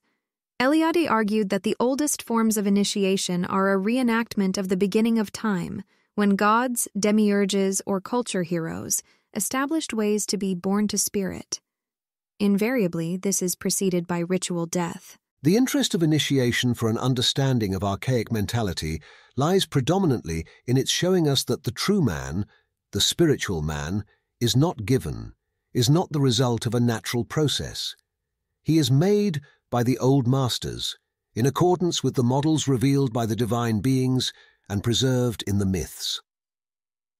Rites and Symbols of Initiation, The Mysteries of Birth and Rebirth, 1984. Eliade is not concerned with biological evolution. For him, the beginning of time is when we became human by engaging in ritual and culture.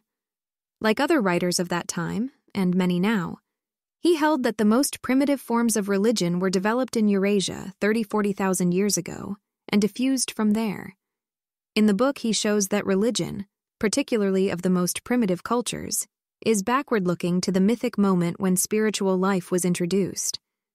After comparing initiations in Australia and South America, Eliade explains that around the world they are introduced by mythical figures that are in some way connected with a terrible but decisive moment in the history of humanity.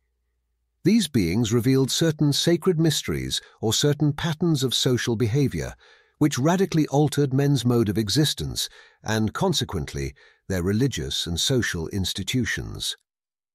Although supernatural, in the time of beginnings these mythical beings lived a life in some sort comparable to the life of men. More precisely, they experienced tension, conflicts, drama, aggression, suffering, and, generally, death.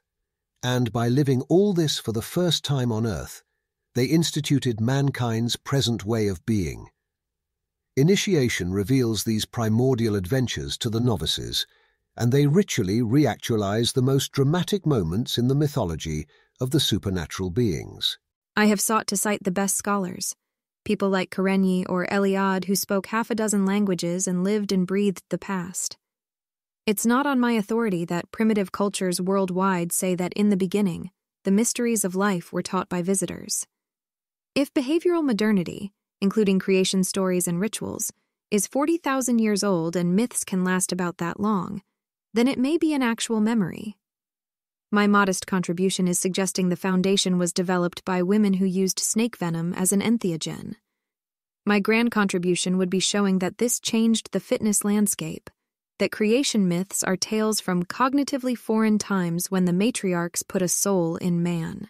To be clear, I think the most likely outcome is the weak ETOC, where recursive self-awareness was a driving force in human self-domestication over the last 50,000 years, and women had an early advantage. In that uncanny valley, the snake cult emerged with an explanation for spiritual life, and the mysteries spread. Those are novel ideas worth developing. The strongest form of ETOC holds that associated rituals helped men catch up, which should be reflected by strong selection on the Y chromosome in the last 5,000 years or so. That is considerably less likely but worth discussing because it's a prediction to falsify. Conclusion. A digital artwork of a woman with an ornate eye accessory resembling a snake with a third eye at the center. She has dark hair, striking makeup, and wears gold earrings. A colorful snake drapes over her shoulder.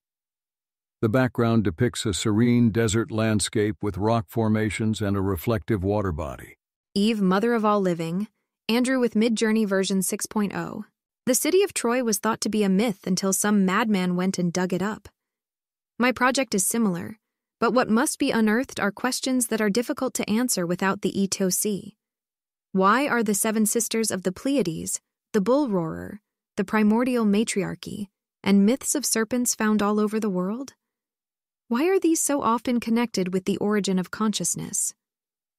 If the cultural root that ties these together is 100,000 years old, why is evidence for recursive thinking just 50,000 years old? If we had recursive thinking 200,000 years ago, why didn't our species conquer the world then? Art first appeared at about the same time Homo sapiens absorbed or outcompeted the Neanderthals, Denisovans, Homo florensis, Homo longi, and Homo luzonensis that we know of so far. At the same time, human skulls were changing shape, and there was selection for genes related to intelligence, language, and brain plasticity. Undeniably, the stakes are higher than with Troy. Every culture must answer who we are and where we came from. As an article of faith, many scientists hold that humans have not evolved significantly in the last 50,000 years. This has led to an uneasy compromise where we start acting human in that time period, but those abilities must have been latent deep in our past. The human mind is a blank slate, and 50,000 years ago humans discovered chalk, as it were. This did not change the fitness landscape in any fundamental way. The slate on which culture writes is impervious to the forces of natural selection. How it came into being is an ineffable mystery, but we can be sure that, cognitively, humans are the same as our caveman forebears 200,000 years ago. Evolution doesn't operate on such meager timescales. I suppose that could be true. But it grates how glib the proponents of this model are as they reject 40,000 years of tradition concerning our origins. Pop science drips with disdain for religion and the soul. For example, in The Recursive Mind, Corballis wrote, "The idea that we might be possessed of a spiritual transcendence was given scientific and religious respectability by René Descartes, sometimes considered the founder of modern philosophy. He then bewails the fact that a full 90% of Americans believe in God. In the end, he throws his religious readers a bone." We should also not judge religion too harshly, since there are sound reasons to suppose that religious belief may itself have been a product of natural selection. not directly perhaps, but as a consequence of selection for the survival of groups. We humans are fundamentally social creatures, and religion provided one mechanisms for ensuring group cohesion. Religion does pose problems for the theory of evolution, as we shall see below, and the ultimate irony may be that the explanation for religion lies in evolution itself. Of course, I would invert the framing. The ultimate irony may be that the answer to how we evolved may be found in the Bible.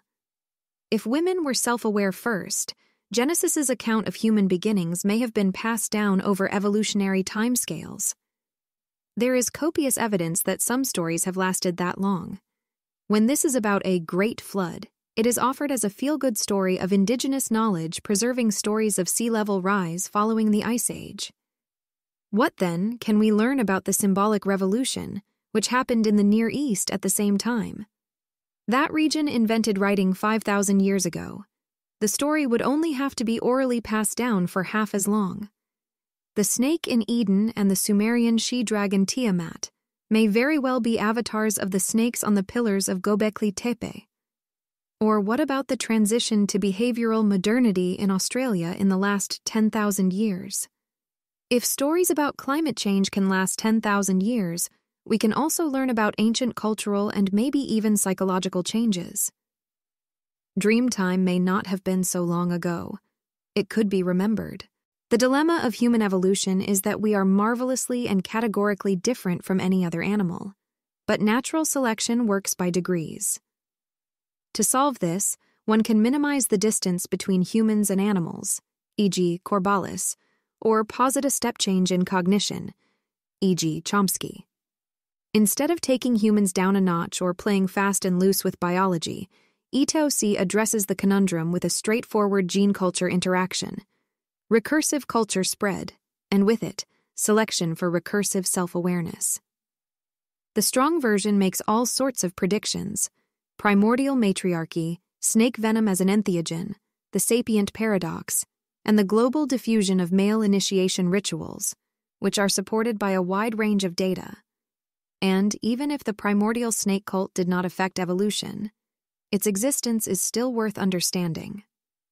If venom was consumed for enlightenment in India, Texas, and Eleusis, then Genesis describes a truly ancient tradition. I fell down this rabbit hole by wondering why Genesis is such a good description of identifying with one's inner voice. It seemed a viable path to consciousness, the type of thing women would discover first, and snake venom could have helped. Plenty of researchers say the Seven Sisters, serpent myths, or the world's cosmogonies go back 50,000 to 100,000 years. Behavioral modernity seems to go back 7,000 to 40,000 years, depending on the region, so Genesis could be a memory of Homo becoming sapient. As such, v3.0 should be taken seriously, meaning it should be critiqued, subjected to falsification, and all the rigors of the scientific method. As always, this is a group effort, so please join. A wise man once said most books should be blog posts. However, the best format for this post is really a book. I'd like more space to demonstrate the connection between the primordial matriarchy, snakes and bull roarers, for example. I'd also like to develop these ideas in the context of AI safety, which is closer to my background. We have n=1 example of the emergence of general intelligence, and we're about to build another. That worked out well for Eve and Prometheus, right? However, I need eyes on these ideas to do either of those things. Please share this piece if you'd like to see more. Every time someone asks why humans didn't do much from 200 to 10,000 years ago, every time stoned ape theory comes up, every time someone wonders what's up with all these goddamn snakes. Also, leave a comment on what you think works or doesn't in v3.0. Reader feedback has been immensely helpful going from v3.0 version 2 to version 3.